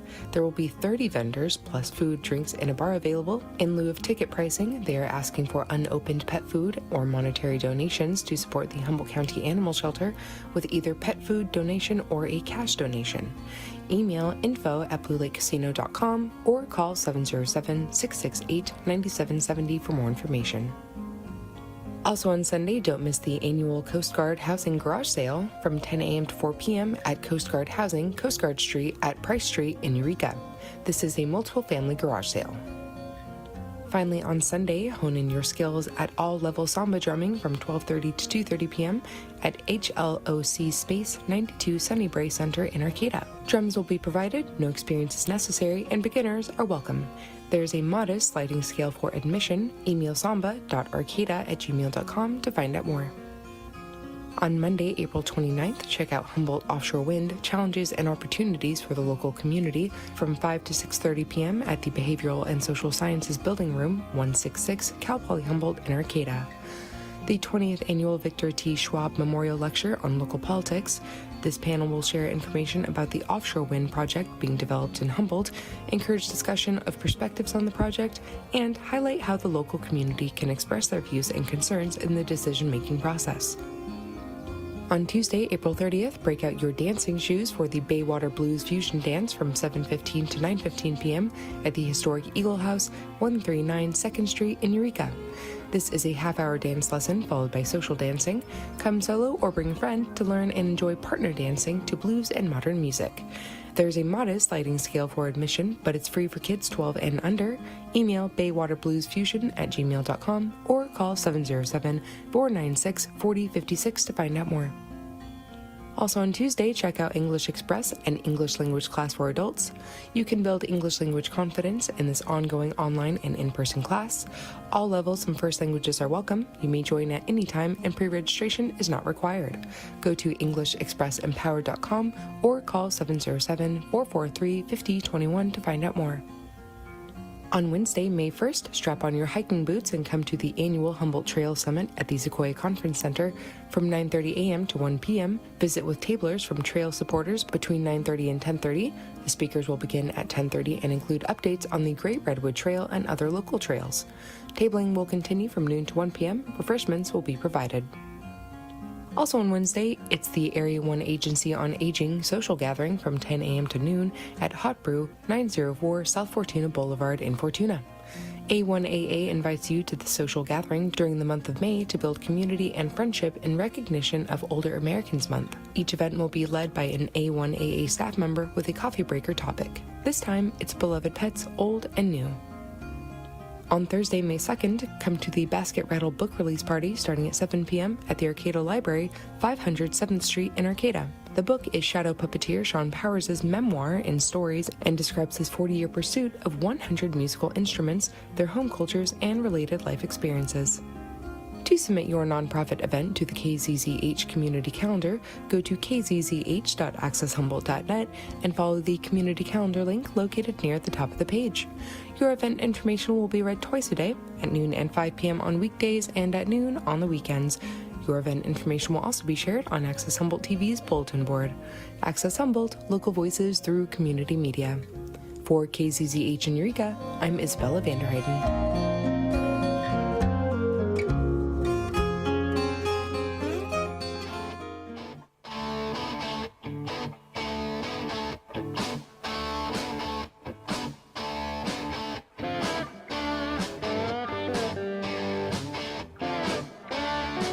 Back here at Franceschi Hall, a tradition that happens. The players of the game from the first bout are being awarded, given awards for their blocking and jamming. And that's from the Widowmakers' earlier win over Emerald City. So Dr. Punch was the jammer of the game and got an award, and we still have some others. Widowmakers went ahead and routed Emerald City, and then have been enjoying this game as watching the North Betty Jetties in a much more competitive game at the half, 93-69, just a 24-point margin. They were up 50 points, and a rally from North Bay right there at the end of the half that went ahead and made this a lot tighter bout. So 93-69. What do they tell? What are they telling them at the half? No. Usually it's a check-in about what's working, what we could do better in the second half. I'd say for the North Jetty Betties, they're probably talking about jammer penalties. And they might be talking about jammer containment for the other team. Now, tell me about jammer penalties. Jammers get penalties because they do what? So penalties are universal. Anyone can get them, but typically jammers will get a cut track penalty. That's a very common penalty. Trying to re-enter the track too fast and cutting in front of someone. A forearm penalty where you use your forearm to better your position against somebody else. Or, you know, different kinds of blocking penalties. A high block, you block somebody above the shoulders. A low block, you block somebody below the knee. It just really depends on the situation. Okay, so the North Betty Jetties did have jammers spend times in the box during that first half, and hopefully they can get out to the kind of start that they kind of played the middle of the first half with, that kind of efficiency and enthusiasm. So we'll see. Both teams lining up for the first jam of the second half, 93-69 in favor of the North Betty Jetties, trying to have a clean sweep on this home team night. Widowmakers scoring over 200 in their victory over Emerald City. And now North Betty Jetties trying to hang on. 30 minutes, we'll know. Tell me about the awards that happen in half. So those were the MVP awards for the first game. So there's typically an MVP jammer, an MVP blocker, and then an MVP all around. So someone who was kind of the best of both. There you go. And I saw that Eco-Terrorist got an award out there. And this was Eco's first game? Yeah, same with Danger. This was Danger's first game with us. They also got an MVP award. And then Shocker's been around a long time. I would say that Chakra is one of the jamming stars of the team. She is, yeah. So a little delay here as the teams are lining up. Checking with the scorers. 93-69. That's going to be our score to start half number 2. Now, I'm a little confused because I recall the jam at the end of the last half ending with the jammer in the box. So I'm wondering if they are trying to figure out if Cloverkill needs to go. Oh, yep, here we go. Oh, no, they're switching jammers to plow. But I'm wondering if they're going to have to start with a jammer in the box. So there you go. Will they start with a jammer in the box? You know, I think that one thing that could have occurred there at the end of that first half was that because North Bay was scoring, they didn't call off the jam. They let it run. So it's conceivable that the North Betty Jetty jammer could have come out of the box in time. Yes. Yes, it is. Yeah, that could be it. Both jammers are currently lined up on the line and ready to go. So nobody's being returned to the box at this time. It's mad plow disease for Humboldt. And it looks like, is that pyro fight for North Bay? It is, yeah. They've been a very strong jammer for North Bay so far. Both teams are playing lower on the line, and so these jammers will get a bit of a head start. Now they're creeping up, so things are going to be slowed down here. And here we go. The second half has started, and Mad Plow immediately finds a lane, and they are the lead jammer. And coming around for their first opportunity to try to score and cutting into turn 2. And that's a great way for the North Jetty Betties to start the second half. And Mad Plow is going to call it off. So a 4-0 start, making it 97-69. Important to get those first points in the second half. You know, I think it can be a real confidence boost to the team that does get those first points. You come out of the second half, and when a game is this close, if you're the team that's behind, you're really hoping to pick it up and get those points.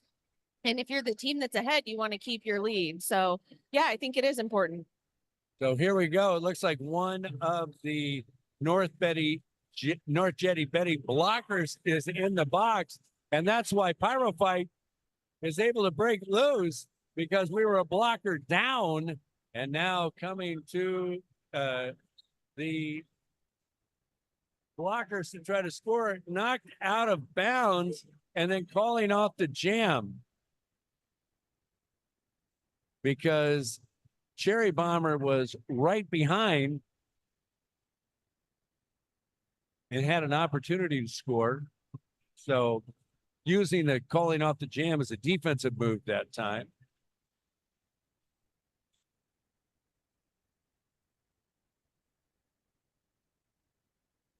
So here we are, 28 minutes to go. We've just started the second half, 2 30-minute periods, 97-71. So this is one of the closest bouts we've had. And this is Sprocket Rocket, and stepping out and headed to the penalty box and slipping before the penalty box and falling. So Sprocket Rocket takes a seat, but not without incident. Meanwhile, the jammer for North Bay is gummed up, and they pass the panty to the pivot.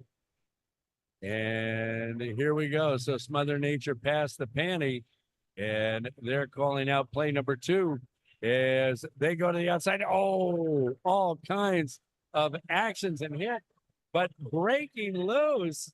What an effort by Metal Monk Meanwhile, Sprocket Rocket gets back on the track and has an opportunity to be the jammer and score some points and passing up people until well, the jam is still going. I thought they called the jam off there for a second. So Sprocket Rocket coming on another scoring pass. All this with a blocker down for the North Jetty Betties.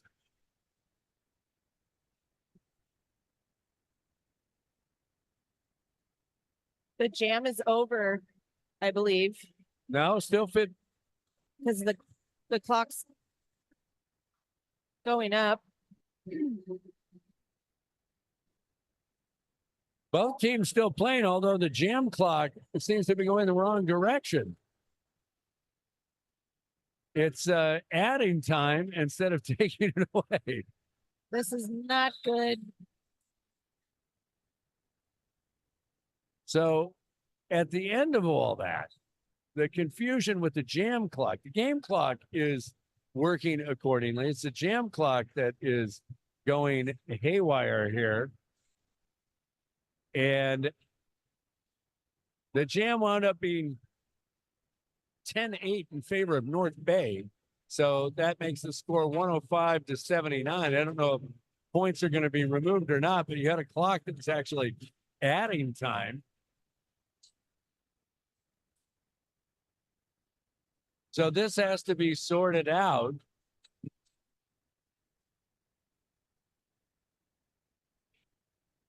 The band takes a full advantage of a break.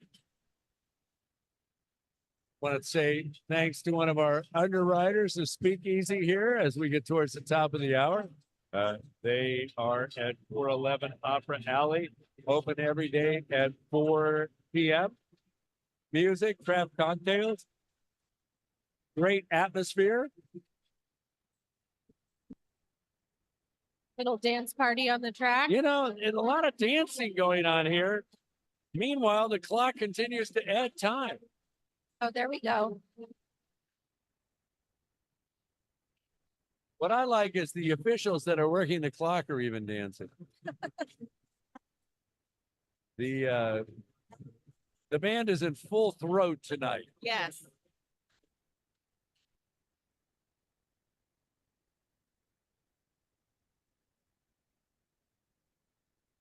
$110.83.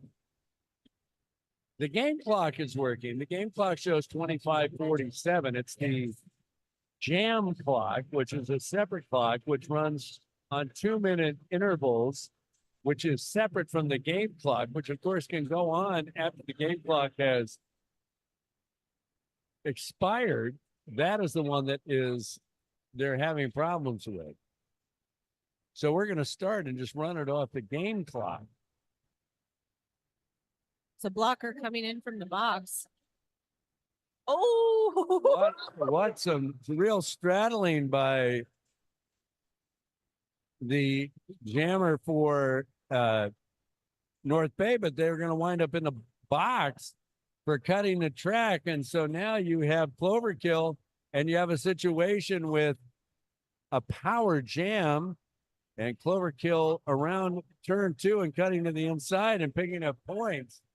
And that's a fantastic start to this jam for the North Jetty Betties. Now Cloverkill organizing their blockers as they go around the track. Oh. And some real contact there at the top of turn number 3. And Cloverkill gets up and it's going to score that point, driving the North Bay blocker to the ground. So Cloverkill on the jam and now knocked out. And so having to go back to the last blocker and getting started again. Teams are back at full strength as Bacon Stripper or Lady Slipper. They've got Bacon Stripper and Lady Slipper. How are we going to deal with that? And Lady Slipper, Slam Chowder earning her name. Taking Lady Slipper out. So 8-0 on the run, 118-83. This is the point in the game where you can kind of tell if the team that's behind is going to bring it up or if the team that's ahead is going to pull away. And it kind of looks like the Betties are pulling away a little bit. Well, they're up at the moment. They're up almost 40 points. If Pyrofight can do a couple more 20-point jams. Well, that did happen. I mean, how can they go ahead and get that kind of energy? They're going to need to play some defense, maybe get on a power jam, whatever. Yeah. It's hard. This is Betty's home turf. A lot of these blockers have years of experience, some over a decade. So have you been part of big rallies where teams have come back from way back? tell me more. What do you mean by that? Well, you get down 40 points or something like that. Oh, I see what you're saying. It can happen. It can happen. It's not super common, but it can definitely happen. You have to guard against it, no doubt. Yes.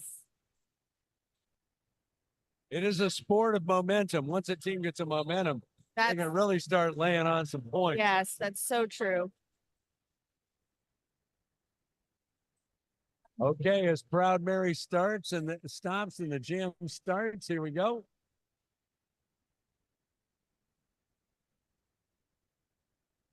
And the pushing here down in turn number 1.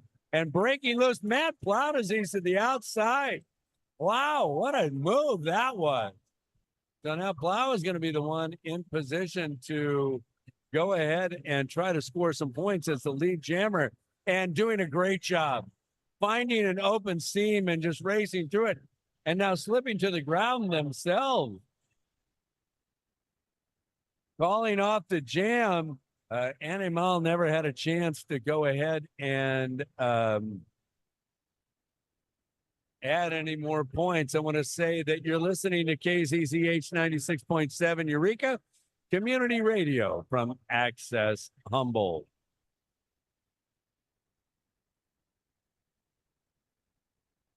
North Jetty Betties are starting with a blocker down. Barium's in the box. A 39-point lead now, 122-83. So a blocker down, and this is a chance for the North Bay team to go ahead and get their jammer loose. It's Pyro Fight, their fastest jammer, but it's Sherry Bomber that's looking like they're going to break away and become the lead jammer. That's with a blocker down. What an outstanding job by Rotten to the Core, Jean-Luc Picard, and Slam Chowder to keep Pyrofight contained. And now the teams are back at full strength. Now they're not. Rotten Villicourt is going to go to the penalty box. So the North Jetty Betties have been in this one down situation this whole jam. Things really scrunched up here in turn number 2. And finally, Pyrofight will get out and get to the position where they can be the lead jammer, but there's not quite the same zip in the skate that there was earlier. Until that, a nifty move is going to score some points. Cherry Bomber is also loose, and it's conceivable this jam could be called off as they meet the other blockers. It's not, because Pyrofight, being the faster of the North Bay skaters, they were trying to score some points there and just didn't quite get it.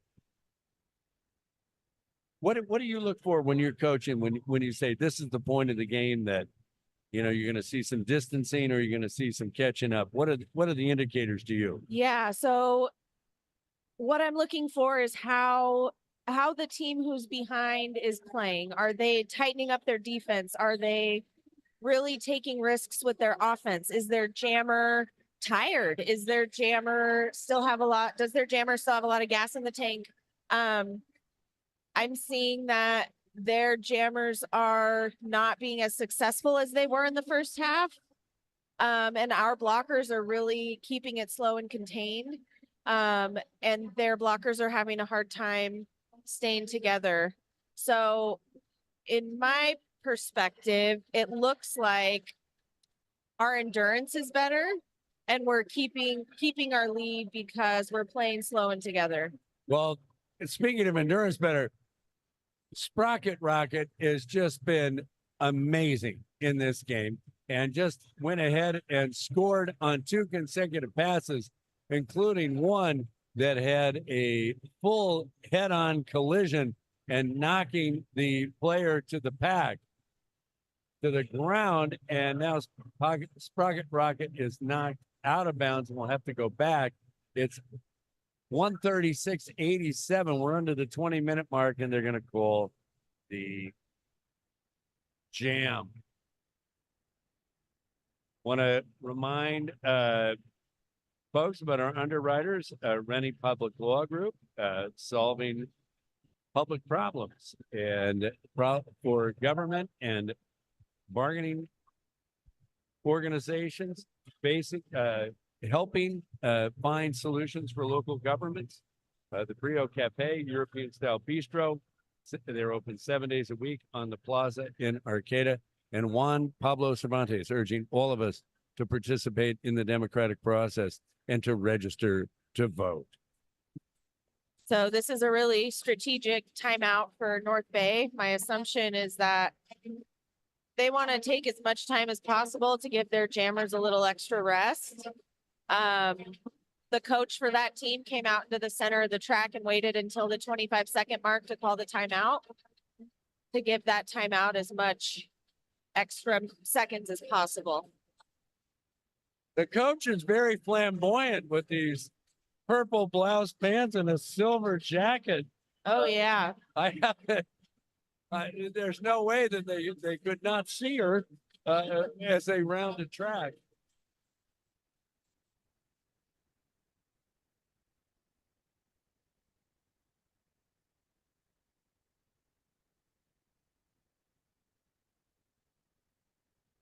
So some switching around. The North Bay team is going to go for a little more size in the blockers that they have on right now. And breaking loose, what a great play that was. And the Animal is loose. Plow is also loose. Good job there. But Animal is already around the track once and scoring points. Plow, wow. You talk about breaking through, just flying through that set of blockers. And now coming up on the rest of the blockers, and Animal called it off because Animal was the one who got detained by the blockers, and Matt Plow was just flying around that track, and that could have been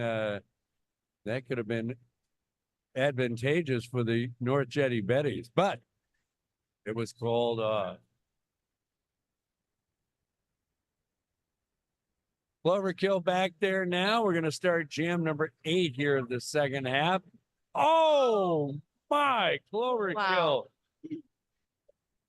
Gets absolutely drilled by number 37, Shredder Cheese, but shaking it off and now with a chance to score some points. And once again, running into a North Bay player, it's Shredder Cheese again. And that's enough of that. Call off that jam. Wow, that was some hitting. Yes, yes, it was. Do you remember the hardest you've ever been hit out there? Oh man. Yeah, it was a game in Seattle. And I was coming in hot and the blocker was really big and they hit me and knocked me to the ground. And I had a concussion from that hit. Wow. Yeah. Players wear helmets. I mean, Yes. You know, actually a lot of concussions happen from your jaw. So if you get hit in the jaw, that's a really sensitive spot to get a concussion too.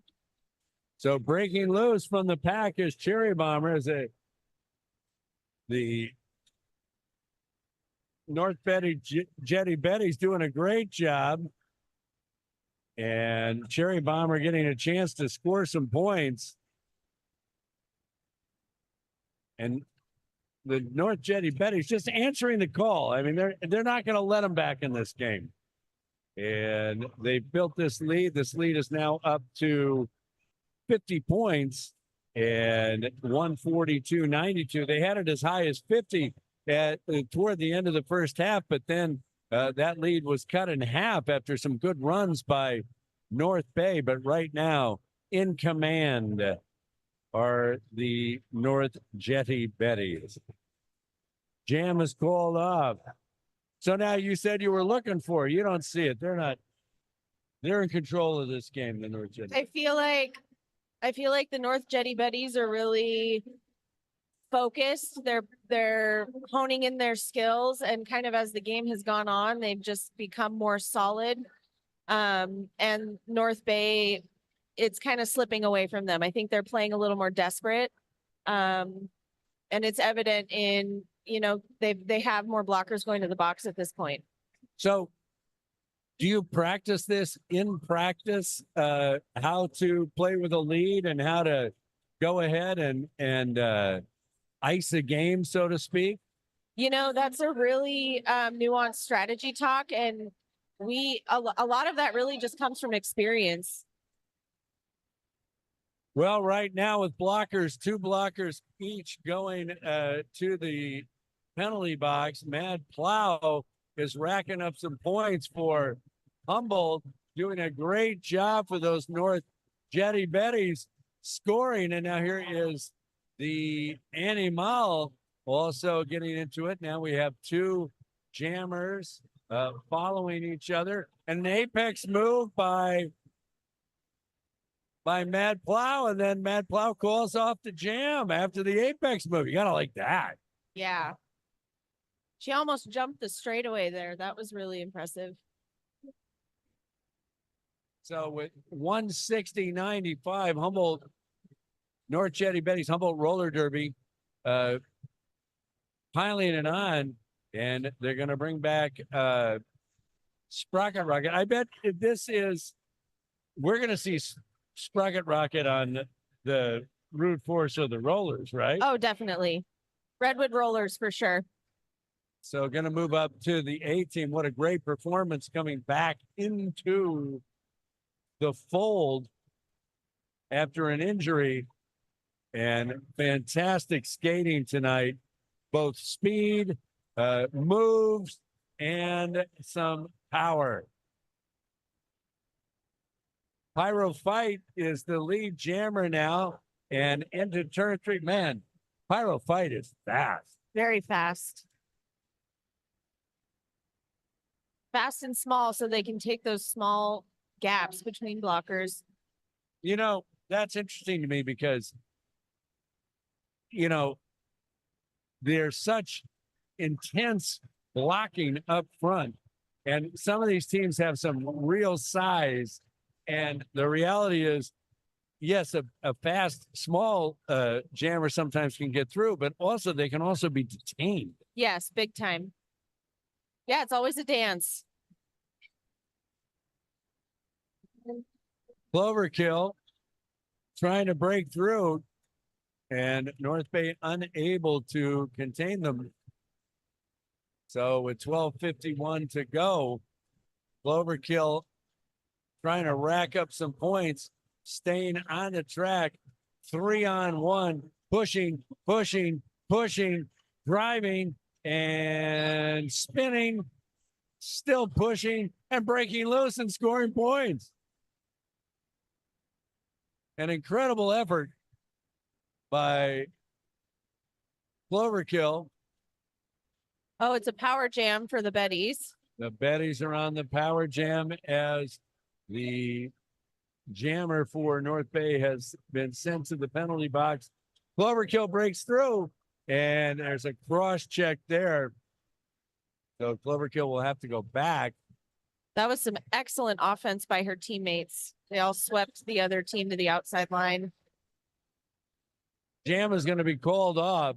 It's going to be in the favor of the North Jetty Betties by the score of 7-0. And now there is a 70-point lead opened up. So you called it. It's this point of the game, and the North Jetty Betties have gone ahead and made good on their efforts. 167-97.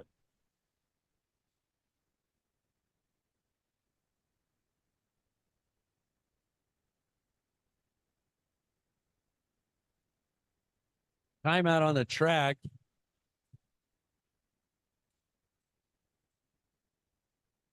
$167.97. We could have a sweep here tonight on home team night. So were the players excited to have the Widowmakers and the North Betty Jetties back in action? Yeah, definitely. And typically the Betties and the Widows play each other. So it's been a real treat to be able to play visiting teams and be able to cheer each other on. And then you've broken the entire program up into you're either a Widowmaker or a Betty. Yeah, so right now our league is pretty small. So everyone is either on the Widows or the Betties. And then from those two teams, skaters are pulled for the Roots and the Rollers. But because our league is so small right now, post-COVID, we're rebuilding. It's, the skaters that are on the Widows and on the Betties are also on the Roots and the Rollers. There's a lot of crossover happening. But not tonight. Tonight's been nice because each team has been distinct. Yes. Yeah, I agree. It's been really fun. So here we are for jam number 13, 11:32 to go, a 70-point lead for the North Jetty Betties. And you've got Cherry Bomber breaking through. Oh, a nice hip check that tried to drive her out, but somehow she stayed in on the line.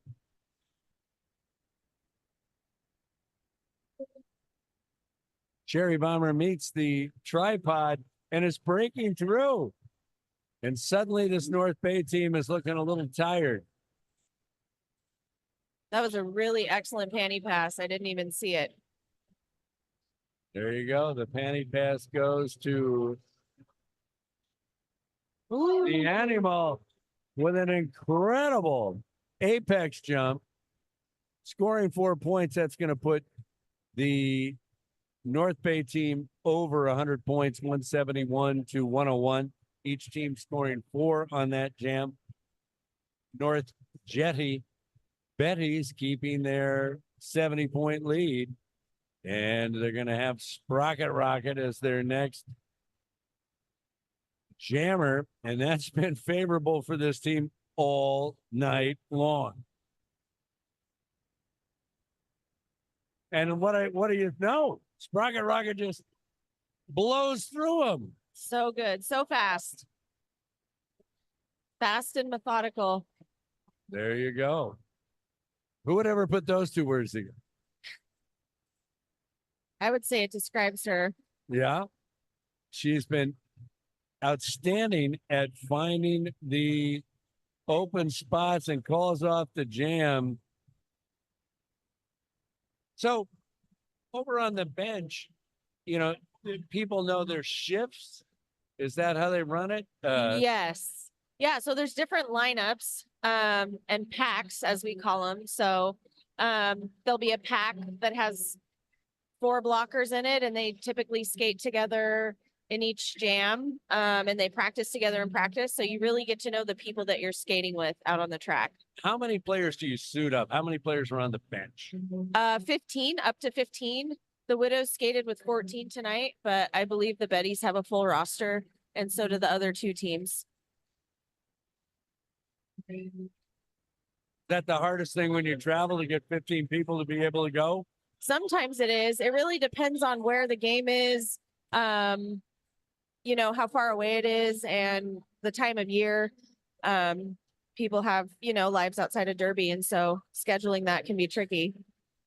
So Plow is doing just that, plowing in and now being sent to the box. So power jam for North Bay. And what's interesting, you've got Plow, the jammer, and Slam Chowder, the pivot, they're both in the box.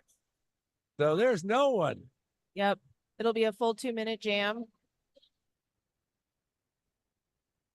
The blockers are calling the shots for the play. I'm surprised the blockers didn't, the North Bay blockers didn't engage with the 3 Humboldt blockers left as Animal came around the corner, but now the Animal breaks loose. Slam Chowder is entered the game and gives a hip check to try to stop, and now Matt Plow is back. So the teams are back at full strength. Plow trying to get through, maybe salvage some points out of this. 179, 109, 741 to go here in the second half. And Matt Plow is going to emerge as the lead jammer. Very impressive. 2 very impressive efforts by the Humboldt Roller Derby tonight.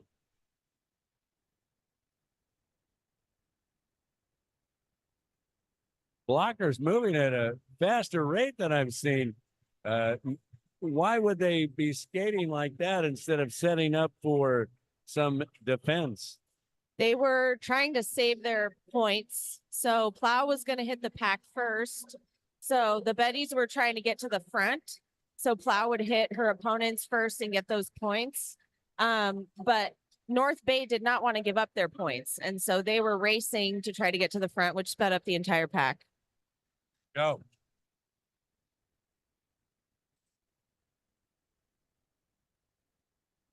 Cloverkill is the Betty's jammer and doing a great job of getting around. I'll tell you, the escapability, I guess that's a word, right? Yeah. Sure, it is now. Of these Betty's jammers and you guys, the Widowmakers in game 1. It's been what's been so impressive since the Santa Cruz effort. Yes.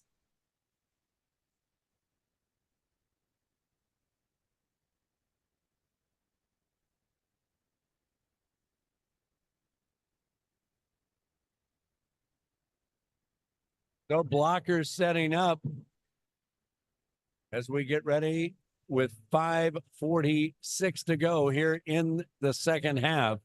This game is going to go to the North Jetty Betties, and going to be a clean sweep here on home team night. Oh, there goes Cherry. Cherry Bomber is out in the lead. Meanwhile, some excellent defense played by Rotten Tulicore and Braun Luke Picard. Oh, delivering the blow is Cherry Bomber. Wow, lifting the North Bay player up off the track. Cherry Bomber doing some damage. Calling off the jam now. It's a 70-point lead, 187, 117, 4:53 to go here in the second half of what looks like it's going to be a sweep for the Humboldt Roller Derby program and a fun night at the after party, I think. I'm sure, yeah. The teams will be bragging it up. Now, do you go and talk roller derby? Sometimes, yeah, I've been known to appear.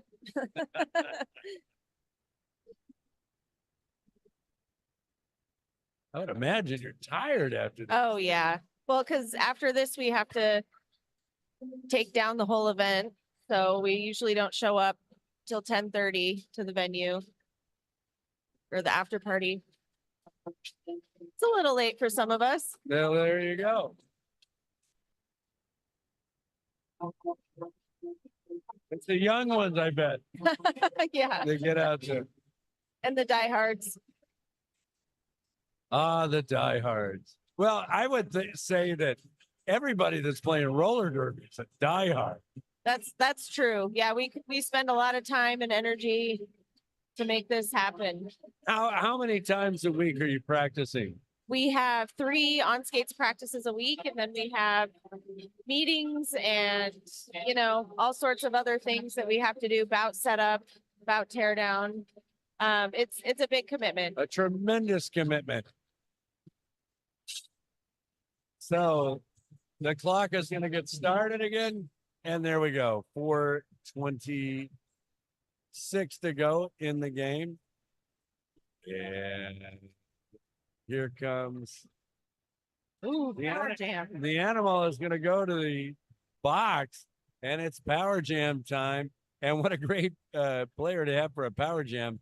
Sprocket Rocket, who has been outstanding all night. And skates past them like they're not even there. Very impressive skater. Fast, very strong, hits hard. Excellent footwork. You can't, and you know, like they say, you can't teach speed. No, So Sprocket Rocket has a chance to take the score for the Betties over 200. The Widowmakers scored over 200 in their bout. wow.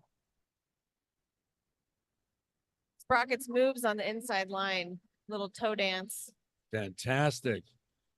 Headed for the A team.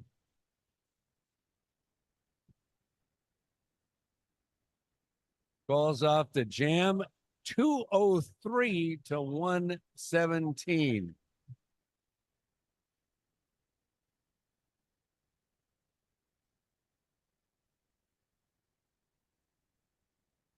So the defense is setting up. One thing I think that's been very nice as a fan, looking at the Widowmakers earlier and the Betties, they play the full 30 minutes. Yes. Yep. I think, you know, even with big leads, you look at it here, this great effort by this tripod, and it's going to be Cloverkill that breaks loose because, and it's the lead jammer because outstanding defense by Rotten Tulacor and Slam Chowder and Dega Torrance. And out of the box comes Latina Turner. Latina Turner. And Latina Turner, man, some hits there.